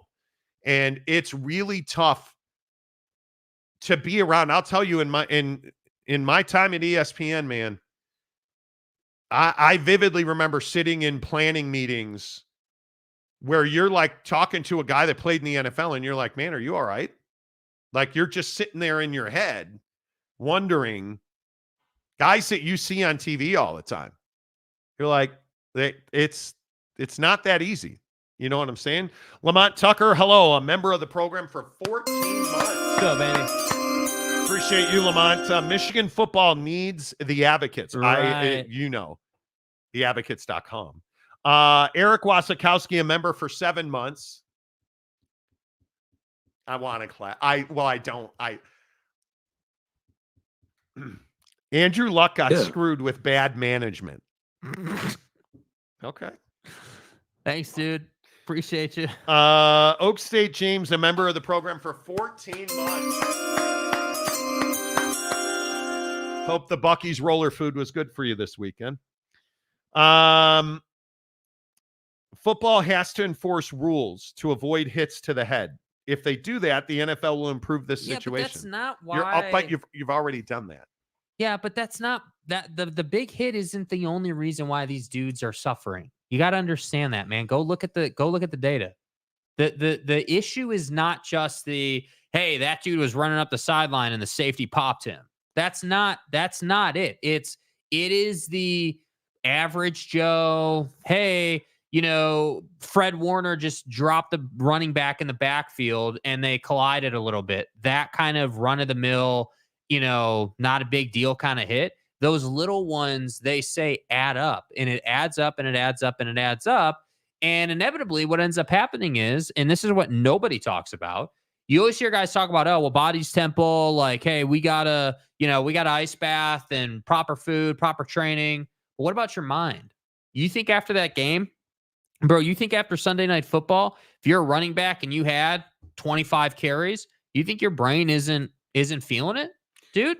Like, what do we do to recover on that side? And that's, you're not wrong, James, but I think too often we emphasize the big hit when we need to understand that, hey, these little ones add up too. The Dow is off 1,170 points this morning. Yeah. Not good headlines on that front over the weekend. Ooh. The Nikkei, if you guys didn't see it, the Japanese markets had one of their worst days in history. And the Dow is off 1,169.72 this morning. Those of us that are stock people, look away. You're just going to have to ride the wave. Yeah. You are just going to have to ride the wave. It is It has been, it is going to be a rough week on the markets. There is no doubt about that. Yeah. Real quick to wrap that up. It's not the one-off hit that's the problem. It's the repeated pounding of your face during training camp and practices in college and high school and Pop Warner. And because we're seeing kids who don't play college football developing CTE. We're seeing people who don't ever get to the NFL developing CTE. Like it is, there's just no doubt that it's not the huge hit to the head. Now, I'm glad they've legislated those hits out, but it is the repeated battering that's the issue. There is. You know what's fascinating about that too, just from a body standpoint? Like you can train your body to be resilient to abuse. Like to like you can get your ass in the gym, lift weights, train to take the hits. Like you can get into football shape physically with your body, your limbs, your muscles, like your bones, certainly. But there is no defense for your mind. That's right. That's the problem. You can't train your mind. And you can get a hip replacement. You can't get a brain replacement. Yeah. Like, so, it is what it is. Kay Nurin says, hit the like button. Yes, please do. Well over 2,000 views this morning, only 63 likes. Please hit the like button. It really helps the channel grow. A couple of non-sports stories for you today. Can we talk about this Filet-O-Fish hack? I do not eat much fast food. I think we've talked about that. My fast food is $20 Chinese food. Right. I had great sushi over the weekend. That's my fast food. Yeah. But I love a good Filet-O-Fish. Why are we messing with it? Did you guys see this viral trend on Filet-O-Fish? That people are adding bacon to the Filet-O-Fish. What are we doing? Bro. We don't need bacon added to the Filet-O-Fish. It is the best fish sandwich in the business. Do we really need bacon added to we don't. It's perfect the way it is. It's a slab of fish that's breaded and fried with melted cheese, some tartar sauce, and I believe it comes with pickles as well. Could be wrong. Some pickles. Like, don't mess it up, dude. It's like the guy on TikTok, right? The cooking guy. Hey, don't F it up. Like, it's not that hard, dude. It's not that difficult. Like, why do we have to throw, like, it used to be that it was in to put like bacon on your salad and just overload your salad with bacon. Now we're putting bacon on fish sandos. Like, why? Yeah. Like, just get the bacon cheeseburger then if that's what you want. I'm telling you, friends, the Filet-O-Fish is amazing. And by the way, it's not like the bacon you get at McDonald's is like world-class bacon, dude. So you guys know I got the thumb in the butt last Thursday. I actually didn't. They don't do that anymore when you go for a physical unless you have symptoms, just so we're all aware. And I can tell you, I am thrilled I don't eat bacon because bacon's terrible for you. Mm-hmm. It is. There's no real way around that. I love food. I do not like bacon. And it's because I think about, and I hope that when you eat your next bacon that you think about this too. I think about the pig rolling around in his own poop in mud. The bacon is not good. Pigs are not clean animals. Yeah. They're not. Whether they're factory farmed, or they just live on their own. They're not healthy animals. Right. So adding Filet-O-Fish or adding bacon to a Filet-O-Fish, which is a pristine sando, it just ruins it. Facts. And the fact that this is viral now that you add bacon to a Filet-O-Fish, no. Now, listen, I can get down with the folks who are like having a gourmet meal. Like if you're at Mastro's Ocean Club and you want to throw some bacon on your New York strip, okay, I can get down with that a little bit because like you're actually getting like world-class caliber bacon and it's like a thing at like steakhouses or like higher end stuff. Mm-hmm. But what I really don't understand about this is that you're talking about adding bacon to a fish sandwich you're getting at McDonald's. It's not like the bacon is like top cut, amazing, like, Just can't live without it. Well, do you know what one of the other more popular edits to the original Filet-O-Fish is? People add mustard to the Filet-O-Fish. What are you doing? Mustard does not belong on fish. People will also replace the fish patty with a Big Mac patty. Why not just get a Big Mac? Yeah, wait, you're having the Big Mac with tartar sauce? Correct. Oh, like what? No. Let's get crazy. Why not just add the Big Mac instead of the Filet-O-Fish? Why not have the Big Mac instead of the Filet-O-Fish? What are you doing, amateurs? I don't get it. Excuse me, amateurs. I don't understand what people are doing, and whether and now at McDonald's, essentially you have to order through the app. They chastise you and look down on you as a simp if you go through the drive-through without the app. Yeah, I love the first question. Are you using the app? It's no, dude, I'm not. It's wild to me. Anyway, there you have it. Do we do the thing today? Yes. We do the thing. We got today. time. I'm here for it. Will we have a debate between Donald Trump and Kamala Harris? And this is a very interesting combo. Where do you guys come down on the debate thing? Because as you know, Donald Trump has been any place, anytime debate guy until Kamala Harris came around, who doesn't even have a great track record of debates. Right. So now Donnie said over the weekend that the only debate he will agree to is at Fox News in an open forum with no microphone controls. He will not go to the ABC debate. He will only go to a Fox News debate in a public venue where he gets to choose the moderator and you can't turn his microphone off. Which I'm kind of perplexed by the news cycle over the weekend. I'm kind of perplexed by this. Because he's got real, I mean, I just told you the Dow, I think, is now off 1,200 points this morning. Why are you not talking about the economy, bro? Yeah. Why are you not talking about the fact the Dow is off 1221.57? Like we would call that a historic. This is one of the worst right? days in the history of the Dow. So we're down to 38,515. They're handing it to you on a platter, bro. Talk about the economy. Talk about the jobs report.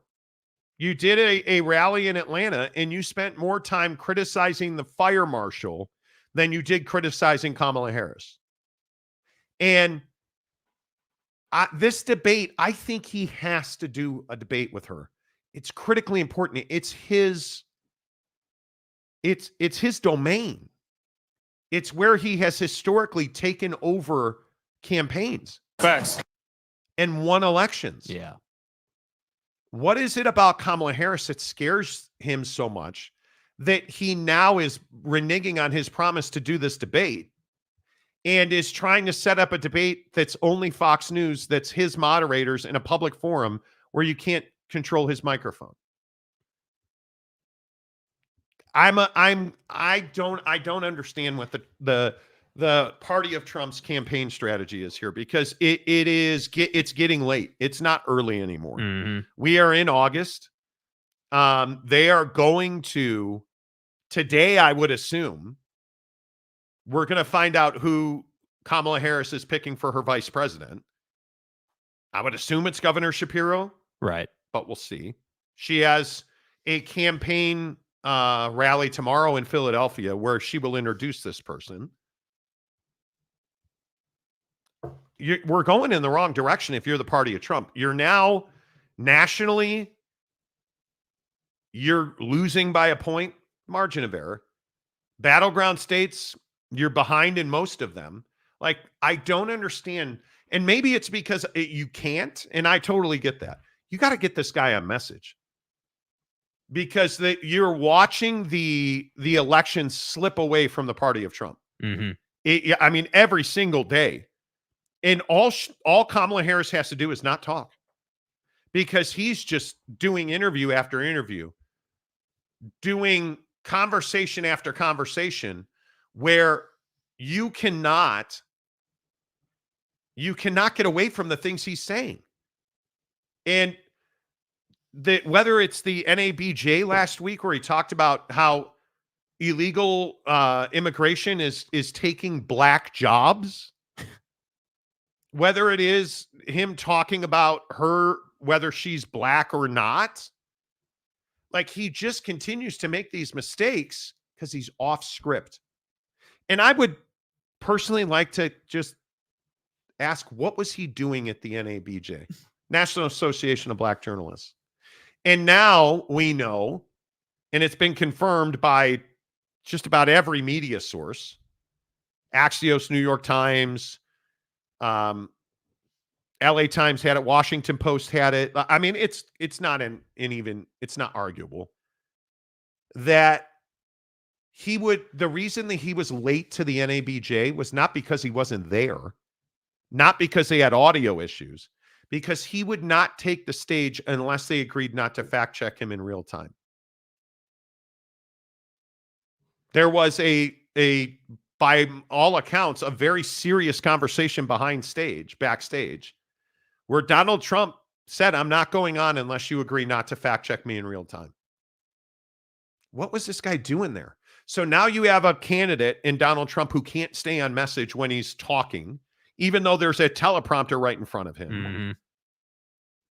And you have a campaign that's putting him into these terrible situations. Yeah, I mean, I just didn't understand the strategy there, honestly. Like, and you go and you do this interview, and you look bad doing it. Like they ran him in circles, and at one point had him trapped on whether he would, pardon some folks, the January 6th folks, and like. It was pretty heated. And frankly, I'm sitting there watching, and I'm like, dude, like, this is not good. Like, I'm not even saying I do think Donnie can improve on his talking points and the things the literal words he speaks. Certainly.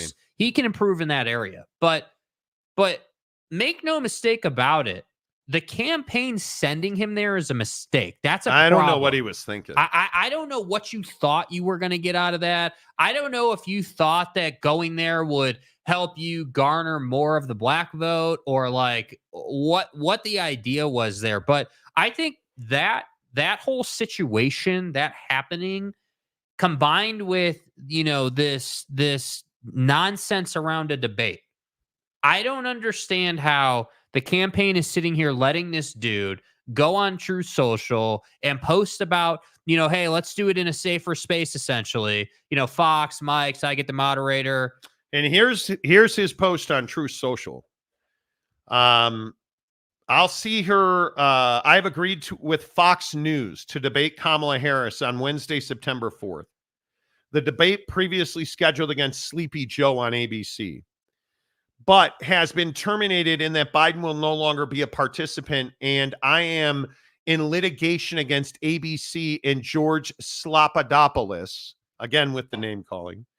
The Fox News debate will be held in the Great Commonwealth of Pennsylvania at a site in an area to be determined.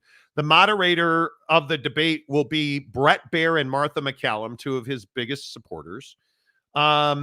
And the rules will be similar to the rules of the debate with Sleepy Joe, who has been treated horribly by his party. So essentially, he's telling you, I'll do it in Pennsylvania. I'll do it on Fox News with my two handpicked moderators. And he essentially said yesterday at his rally, they will not be able to cut me off this time, which is about his microphones. So I just think it's the strategy of it is. Yeah, it's not logical. And this is the conversation that like we've been having on the show for a while. Like every time you do something that is not logical and puts you kind of in a bad place, you're making it so that Kamala Harris doesn't have to really speak to improve her position in the polls and with voters. And that's what's incredible to me is that, again, I just want to keep pointing this out. The Democrats were a dumpster fire, bro. You had them right where you wanted them. You had a huge lead. Right? Like 10-point lead by some people's polls. And now we're, again, CBS polling, Fox polling, basically anybody's polling has it either a 1-point margin or even. I think it's dead even. So the debate is really important. Yes. All right, Mapes. He's scared. Here we go. The quote was the same rules as CNN, but to have no, that's not the quote. No, that's not the quote. That is actually not fucking close to the quote. What are you talking about? He's choosing his moderators, the location, and the network, and saying in his speech yesterday that they can't cut him off. They can't control the microphones.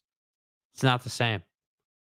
What quote? I'm quoting him directly from his Truth Social post. What quote are you talking about? As he said, the moderators, which is better than George S., who is terrible. That's your opinion because you don't want fact checking. Donald Trump has straight up said he will not participate in debates that have fact checking, live fact checking. Why is that? You don't have to like the fact that not everybody lays down for him. But the idea that the quote is the same rules as CNN, I don't know what quote you're talking about. Yeah. Because that's not what he said. This goes back to crowd sizes. This goes back to, like, at some point you have to just acknowledge he does not tell the truth. Yeah. And I think the most ardent Trump supporter, you can't make the argument that he tells the truth. He does not. Like, I've talked about this birther thing. What are you talking about? You either don't know the law or you're just being patently racist. If you're going to make the argument that she should not be allowed to run for president because birther, or that she's choosing to be black. She just decided to be black. Are you out of your mind? They handed you the election with Kamala Harris, and you won't talk about it, and you won't debate, and then you want to say in your comment that it's the same rules as CNN. But I love this assertion. Here we go, like as if we're pro Harris. I've said how many times on this show, and so is he. Hey, it's not a Democrat or Republican thing on this show. It's hey, we're watching this show, this election play out right in front of us. And we're telling you literally every day that the Republicans are fumbling this thing so hard, man. Like you had it right here in the palm of your hand. You had the worst jobs report possible, and you're talking about her ethnicity. You had the worst jobs report possible, and you are talking about her being a woman. You had the worst jobs report possible, and your vice presidential candidate won't shut up when he was, again, more audio of him on podcasts. I just think you cannot allow J.D. Vance to do interviews or go on shows or anything. He's comparing abortion to slavery. Anytime you bring up slavery and compare it to something, you're making a mistake. Yeah. That should just be a baseline rule. Slavery, oppression, it was horrendous. It was a terrible part of our history. Let's talk about something else. Okay, I'm good with that. But J.D. Vance can't compare abortion and slavery on any level. That's just not going to resonate with voters. Yeah. Not black voters, not female voters, none of that. And furthermore, is that the message you're trying to send to moderates while you wear eyeliner? Because now we're past J.D. Vance making love to furniture. Right. We're now on to J.D. Vance wearing eyeliner, which is weird to me. I didn't believe it. And then there's pictures of J.D. Vance wearing eyeliner. What are we doing, JD? Like, bro. What are we doing? It's on your face. Is this the worst vice presidential candidate we have ever had, forever? And this was supposed to be a power pick. Remember? Yeah, this was supposed to be like, hey, this is the dude. And then he started talking. Yeah. You're wearing, JD, I don't know if you know this, dude, you're wearing eyeliner. What are we doing? What are we doing? Yeah. And, allegedly wearing eyeliner to make his blue eyes look more blue. And again, I know it doesn't matter, but CBS says nationally she's got a 1-point lead. Remember last week she was trailing by 2 points last week. And now she's got a lead. Okay, well, that's a bullshit poll. Well, then what do you say about Fox News? Because this is Fox News. Yeah, there's no getting away from this one. I don't know how you you don't see that this campaign has got to get itself on track. The party of Trump has got to get itself on track. And I tend to agree with the pundits over the weekend talking about Chris Wallace over the weekend was talking about Donald Trump attacking Kamala Harris for using a teleprompter. Okay, then you take your teleprompter away. Don't use a teleprompter. Do you understand the oddity of that? That you're calling her nasty Kamala and low IQ Kamala. She's been a district attorney. She's a attorney general, and she's the vice president of the United States. I'm going to say she doesn't have a low IQ. I'm going to say that she's not dumb. Well, and the problem is, and again, what are you doing? Like, say what you want about my take here, but calling Kamala Harris nasty and low IQ makes it look like you have low IQ.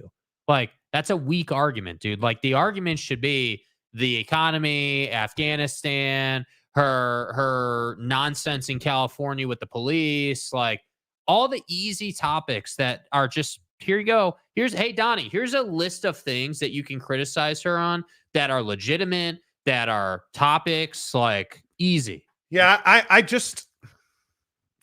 Kamala Harris is such a flawed candidate. Yeah. Just talk about that. That's what I hope this turns into. I hope we get a debate. I hope that he agrees to, and he won't, but I hope that he agrees to fulfill his agreement. He agrees to fulfill his agreement. I hope he agrees to debate her on ABC. I hope that, because I want to see a debate where it's not just you're nasty, you're low IQ, you're dumb. Like, I want to see these two people debate on the issues. I want to see, like, if there was ever a time where the issues were being handed to the party of Trump, the economy is in absolute turmoil right now. You're down 1,200 points on the Dow. The global economy is reacting to the jobs report last week. Global markets are way off, and you want to call her dumb. When the Dow futures were way off, you could easily have talked about this instead of making it a passing comment in the exact same building that she had given a rally in days earlier. And you're busy ripping her for having entertainers at her rallies. Then what is Kid Rock doing? You're ripping her for having a teleprompter. What are you doing? Give me the economy. Give me immigration. Give me the jobs report. That's what we should be talking about. Yes. She's not hard on crime. New polling came out over the weekend that views Trump as the tough on crime candidate. Be tough on crime.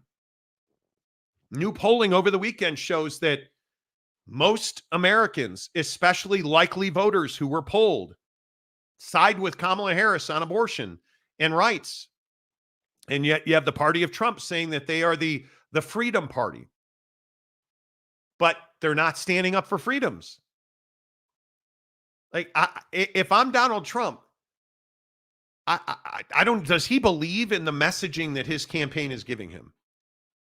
Because Kamala is doing the exact right thing. Don't talk. Say very little. Say as little as possible. Right. Put out your social media posts, promote those posts, run your TV commercials, and just collect $300 million more. And if Donald Trump would just stay on message, the economy sucks. Which candidate do likely voters view as the better candidate for their economy? Donald Trump. So what should he be talking about? The economy. Talk about the jobs report. Talk about the markets. Talk about the fact that run your lines. Yeah. Yeah. That's what this guy needs to do. Play the hits. But I don't know that his campaign, I have to believe his campaign is on that, and he just won't stay on message. So you have this mixing of circumstances where he just continues to help Kamala Harris because she doesn't have to do anything to help herself. Yeah. She's not doing she's doing what, a rally or two? She's doing a rally a week. She's not having to work hard, dude. Up to this point, because this week you're going to see her just absolutely hit the campaign trail. But up to this point, she's done, I think, 2 real organized speeches. And she's like the Netanyahu Israel thing. Yeah. Dude, whether it's true or not, and it's not, there were 41 global wars going on during Trump's presidency. But you're the guy who says you're the president of peace. Iran's about to attack Israel. Now, is that Joe Biden's fault? It's not. It's not remotely. But that's your messaging. Yeah. Go and hit that. The minute that happens, Kamala Harris, the war president, great. Knock it out. Guys, we sent a carrier strike force group to the region. The current administration Go get it. Is all about wars and violence, and you're going to get more of that under Harris. Like, that's what I mean. Like, stop telling me that we're pro-Harris or pro-Biden. Yeah. What I'm telling you is that Trump is missing. That's what pro-Trump folks don't want to say. Dude, it's right here for you. It's here for the taking, and he just won't take it. And I hope people understand campaigning is very different than governing. We're not having a conversation about, was Trump a good president? Was he a bad president? We're not talking about that. We're talking about winning an election. Yeah. That's all this is. He has to debate her. And she knows that. It's why, like, I think he's trying to bait her into a discussion about her race, her gender. Like, you'll notice the whole boxing transgender thing went away very quickly. Boy, did you guys see Pat McAfee step into a pot of shit on that? Oh my God. Did you guys see that?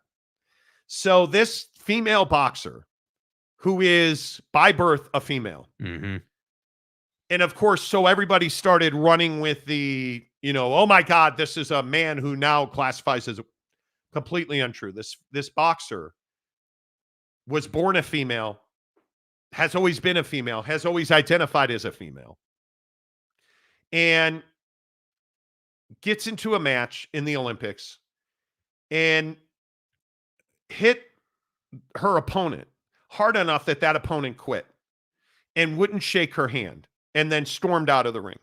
And people were like, wow, this man that's fighting against women. It should be noted that the boxer who quit, did you see the statement the boxer who quit released? I was devastated my Olympics were gone. That's why I was crying. That's why I left the ring. Never was it a transgender issue, none of that. Because the boxer has always been a female. Always been a female. She tested higher testosterone throughout her life. That's where the questions came in. But the governing bodies of boxing, the governing bodies of the Olympics, all of the international sport have all said this is not an issue of transgender. Do you think transgender participation? And I love this. People are like, oh, well, that's a dude hitting women. That's, that's our culture now. No, bro, do you think that they would let that happen? Do you think that, do you think there's no screening for athletes? Do you think that there's no, like, I couldn't believe that people latched onto that so hard. Like, you literally think that the Olympic governing body would allow that to happen. That's not taking place. It just is not going to happen. This was not an issue of being transgender or not. Pat McAfee just absolutely stepped in it and was talking about the worst of the worst. Danica Patrick, another one who deleted her post, thankfully. Just being completely, this is where we are when it comes to facts versus fiction. This is where we are in this country. And it's just Donald Trump going after Kamala Harris on being a woman is a huge mistake. Yeah. It's a huge mistake. Because the problem is, to the masses, that's just a really bad look. Like, most people, even if you're even if you're pro-Trump, there are a lot of folks who, again, I always point to the guy they interviewed right after the assassination attempt. Hey, this guy was middle-aged white dude, had, said his family was there, said it in his heart of hearts, believes that Trump is the right guy for the job and listed some reasons. But the problem is if your candidate is out here name calling and setting that bad tone, as a father or a mother, as a parent, what does it look like if you're saying, yeah, we should go vote for this guy? That's just a baseline like humanity thing that's not going to get you more votes. So I don't know, man. I don't know if I'm beginning to wonder if Team Trump is going to make the shift, or if it is, like you said, if the campaign's trying to get him to shift and he just won't, or what the deal is. Because like you said, we're not early anymore. Like we're the very middle late. Of this thing, dude. We're 90 days. Yeah. We are very late. And it is, I would expect this week for the Trump campaign to pivot. I would think, because you're going to have easy targets. We got the Dow off. Now the Dow's recovering a little bit, so it's off 900. You've got the Dow off a bit. That's probably going to be 3 days of downturn, I would think, before the end of the week. Mm-hmm. You've got this jobs report. You've got economy. You're going to be able to go after her candidate. And I think it's a very interesting position for Kamala Harris to, whoever this VP is she chooses. I guess it'll be Shapiro from Governor Shapiro. That seems like it's logical. It makes sense. But he is Jewish. And that is going to be a very interesting juxtaposition inside of the Democratic Party to see where the Jewish community goes, whether that is with Trump, who has messaged that she hates Jewish people, even though she's married to a Jewish guy, which I'll get back to that in a second. But I think Shapiro will be very interesting to see what that does inside the party. I also think it's interesting that they tried to attack Kamala Harris for being married to a Jewish man, saying that she hates Jewish people. That didn't work. So they went back to Kamala Harris's husband had an affair on his previous marriage, which they got divorced. Then he met Kamala Harris. Like it was totally unrelated to her. And they now are trying to like push this whole their marriage is bad. Doug's a cheater and a philanderer, which I find fascinating based on who your presidential nominee is. Yeah. And the fact that his ex-wife, Doug's ex-wife, has raved about his marriage to Kamala Harris, and the parent that Kamala Harris is raved about her. It's so odd to me that you're going back to something that was decades ago, and your candidate in Donald Trump is known to be a philanderer, is known to have had sex outside of his marriage, marriages. Yeah. And this is what you're going to go pick on him for. That kind of stuff is crazy to me. Again, back to messaging. But I think today and tomorrow, this is when the election could very well be won or lost for Kamala Harris. Because I think she learned so much out of that 2019 debacle, disaster. It's wild to me how bad she was as a candidate. And she's improved in that. One, obviously, she's been the vice president of the United States for 3 years. She's got more experience. She is clearly a better speaker now. She understands staying on message. And I'm very curious, how much of her VP candidate do we see? Because I agree with Donald Trump that most of the time you're not electing the vice president. J.D. Vance has become a guy you don't want to vote for. Right. So if she takes a running mate in Shapiro, who I think it's going to be, Tim Walz is interesting, but is Minnesota really something you're going to fight for? You haven't lost Minnesota since the 70s. Shapiro's a very interesting figure. How divisive will he be inside the Democratic Party? Because I think he would, inside of that party, I think that'll be interesting. Mike Smith, Bill Barr looks like a bullfrog with glasses. Well, Bill Barr's in kind of a world of hurt right now. Did you guys see the reporting over the weekend on the Egyptian $10 million payment to Trump that was being investigated inside the Trump Justice Department, and Bill Barr killed it? And now, because the story on the peripheral is Donald Trump in 2016, during that campaign cycle, made this big to-do about how he was self-funding his campaign, which clearly never happened. But did this whole thing about how I'm giving $10 more million to my campaign.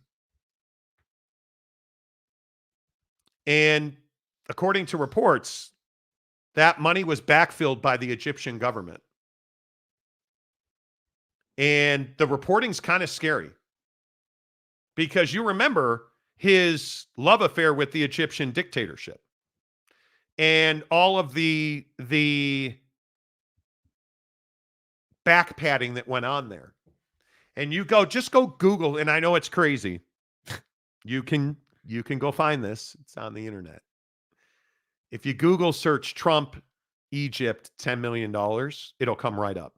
There is a volume of reporting over the weekend that talks about how, down to the transaction, how the Egyptian government withdrew $10 million of their American dollar holdings in cash and transported that money in bags, and it found its way back to Washington. And then all of a sudden, Donald Trump becomes a huge fan of the Egyptian government and its dictator. It's a really... Yeah. Anyway, at the end of the day, Bill Barr killed that investigation. It was obviously he was in charge. And there's substantial proof or evidence based on this reporting. And I'm curious how much of an issue that makes, or that becomes. Well, and I think it's things like that where when I think about, to get back to our original reason for talking about this, say you think about a debate between these two. If you think that Harris and Trump are not going to come prepared with dirt like that in a debate, they're going to come prepared. And I think But so you think they're going to debate? I think Donnie won't have a choice. I think he has to debate her. I would agree. I think that, her being so bullish on her response, straight up saying like, what happened at any time, anywhere, you just want a safe space. Like, tweeting that tells me that she, A, is not scared to debate him, but then B, is really not scared to be brash about it. But again, that's just political operation. That's exactly what she should be saying. Hey, what happened anytime, any place? If you're going to say it about me, say it to my face. Yeah. She's on message. And that's why she's starting to win in some really important zip codes in this country. Yeah. So I hope for our country's sake that Donnie and company get on message and start executing a little better, because I do think that at some point we need to get back in our country to proper debates and election cycles. We need to get back to, hey, they're both on topic, on conversation, and we understand, because again, it used to be, hey, Republican versus Democrat. Republican had their views on we're talking this one topic, two different views. Who do you want to vote for? And that's not what it is anymore. Are we really debating this? Trump backed out of a prearranged debate. He did. Do you guys not understand how debates are booked? Is this really a conversation? I don't think he's scared of Kamala Harris, for the record. No. And wants his faux news blanket. Okay. Do you guys understand how debates are booked? They're not booked like Donald Trump versus Kamala Harris. That's not how they're agreed to. They're agreed to at the party level. Your nominee will debate our nominee. So are we really debating this idea that he pulled out of the debate? I mean, he said, I'm not going to debate her. There's no other way to spin that. Are we really making a debate that or are we really having an argument that he pulled out of the debate because Joe Biden's not there? That's not how debates are booked, first of all. Second of all, there is a debate in place, and he was agreed to be part of that debate. His party agreed to facilitate it. He agreed to take part in it. He is now not agreeing to take part in it. So it's awfully difficult to go and say that. And you can't run the excuse of, well, they changed candidates and that's why the debate doesn't work. You can't make that excuse when he's out here saying, oh yeah, I'll debate it doesn't matter who the candidate is. I'll debate anybody. But again, contractually, it's not Donald Trump versus Joe Biden.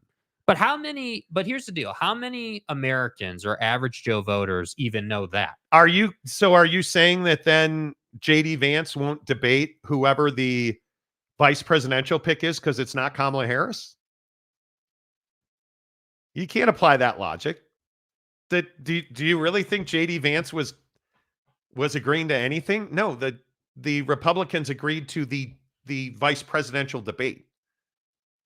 The presidential debate. There's supposed to be a series of debates. Always has been, I guess never will be. But you can't argue that. Do we really know this little about politics in this country? This is like Donald Trump saying that Joe Biden was democratically elected. He was never democratically elected. Not in this cycle. He was democratically elected before, which you tried to take away on January 6th. But he was not. There's no democratic election in the primary season. Was Donald Trump democratically elected? Yeah, because he was named the presidential nominee at the convention. Was Joe Biden named the presidential nominee at a convention? By delegates? He was not. Was Kamala Harris? Now she has been in the virtual convention named the Democratic nominee for president. So I this idea that we don't know how this is my biggest complaint. Educate yourself before you say stupid shit. Yeah. If you don't know how something works, go and Google it. It is all the Constitution is on Google. You can go read the Constitution. Go read how debates are booked. Go read how debates are booked. Yeah. You guys, you've got to be better than that. Come on. I just, yeah. Anyway, I'm amazed. Let's see. Who dare I read?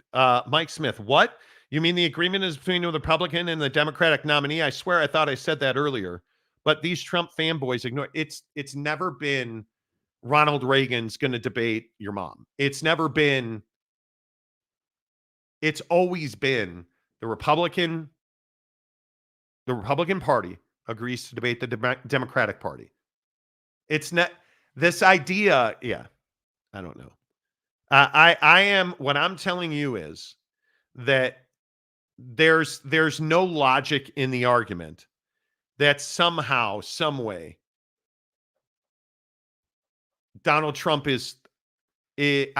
Listen, if Donnie he's not scared of Kamala Harris, he wants it in a place that is comfortable for him. He wants it on Fox News. He wants it with Brett Baer because him and Brett Baer are boys. He wants it in Pennsylvania because that's a Republican stronghold, a party of Trump stronghold.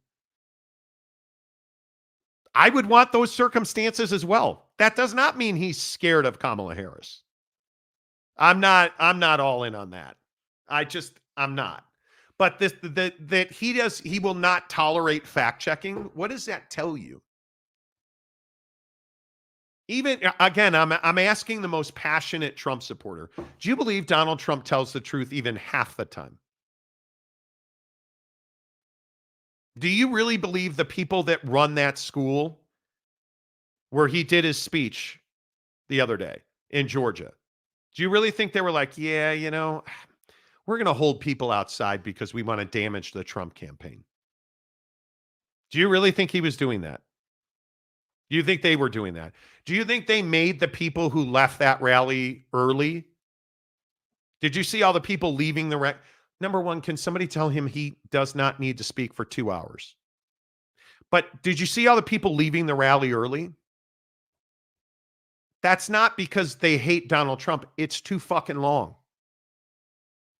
right? Like Kamala Harris didn't just decide to be black so she could run for president. You believe that that's him telling the truth? That's a lie. That he goes on about how he's the jobs president.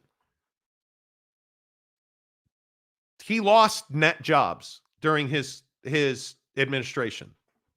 Those are facts. He talks about being the freedom, the president of freedom. You can't say you're the president of freedom and then tell women what they can and cannot do with their bodies. You can't say you're the president of freedom and cheer on as people try to murder politicians on January 6th. You can't call yourself the president of freedom and lie about the election in 2020. Repress voter rights in Georgia. You can't, come on. Yeah. Come on.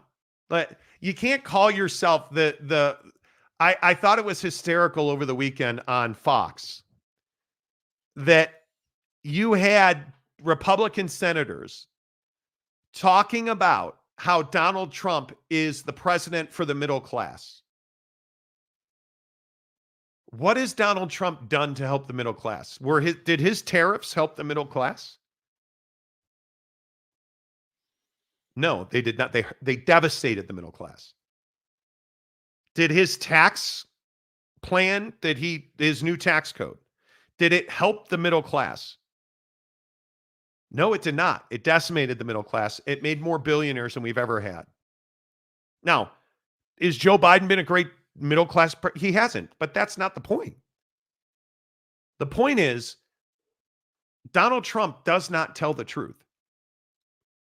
And we need to be able to fact check that, especially when an election is happening and people are listening to him and he's not allowing you to say that's not true, sir. You just can't do that. Yeah. You can't do that. I mean, it's wild to me. And I do think that you're vastly underestimating the majority of our population in their ability to see the idea that, hey, he doesn't want fact checking. Why would that be? Like Project 2025 is a great example. Yeah. The idea that he has no ties and has no idea what's going on at Project 2025. Well, let's see. It's made up of all of his former White House staff, all of his former campaign staff, and the Heritage Foundation, who is made up of all of his people. And he doesn't know them, doesn't know what they're about, nothing. Come on. So then when the Democrats started hitting him on Project 2025, he knows nothing about it, yet he went to them and had them turn it off, essentially. Had them stop running ads, had them stop operating. But he doesn't know them and he has nothing to do with it. Then why did they shut down? Yeah. Like, I mean, you can't have it both ways. If he doesn't know Project 2025, then why did they shut down and why did they stop operating? You can't have it both ways, guy. Like, if you're going to win this election, my passionate belief is if the party of Trump is going to win this election, he has to debate her. He will have to, at some point, talk about issues that don't relate to her sexuality, her gender, or her race, and the fact that she chose or decided to be black. He's going to have to somehow talk about race and gender without sounding like a racist misogynist, which is going to be really difficult for him to do. But I think if the party of Trump is going, and I think this election is wide open. We have not even seen Kamala Harris campaign yet. Let's see, because when is she going to step in the jackpot? At some point, she will. She will say something. She will do something. She'll go back, whether it's, you think about 2019, the fracking stuff, or she's going to say something. She's going to do something, which is why he has to debate her. He has to ask her issues that are fundamental to the election. He has to call her out on border crime. which, again, I don't know that he can actually win that argument. Because did you guys hear him talk about MS-13 the other day?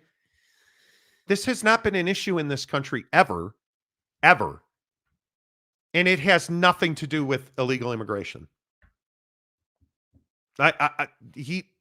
You can't keep going back to Hillary Clinton in 2016 and apply that to Kamala Harris in 2024.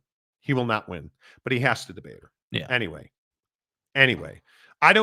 Chris, I don't think you can ditch JD Vance at this point. I would muzzle him. My God damn, I would muzzle him. Yeah. Because you cannot do that. Negativity comes to your campaign every time he talks. MAGA Boy says Project 2025 is a left-wing conspiracy. So wait, I'm just curious. You make it so easy. So you're saying that Donald Trump has nothing to do with Project 2025? So it's not all of his former White House staff, all of his former campaign staff, and the Heritage Foundation? And when the heat got too much, and that, I think that's really where the downfall of this campaign is going to have begun if they lose. You don't think he went to them and was like, I mean, it's not even inarguable, or it's not even up for debate, excuse me. Donald Trump told them to stop, and they stopped. What do you like? Yeah, that's why you don't get many of your comments read. Yeah. As simple as it is. As simple as it is. There you go. That's the Monty Show. Always a pleasure to be here. Thanks so much for joining us. Thanks for having no matter which side of the debate you're on, if you're party of Trump or Democrat, you're always welcome here. Your voice is always welcome here. Enjoy the debate. Enjoy the conversation, as always. We'll be back tomorrow morning. Yes, we will have a Larry Markkinen debate. Tomorrow is the day. It's here. I don't think they're moving them. I do not think they're moving them. The Monty Show is always presented by The Advocates. At theadvocates.com, the best injury attorneys in the business, where you don't pay a penny unless and until they win your case. Workman's comp, motorcycle accidents, bike accidents, car accidents. If you've been injured, it wasn't your fault. Theadvocates.com. Make sure you tell them you heard about it on the Monty Show. Until tomorrow, say goodbye, Jake. Goodbye, Jake.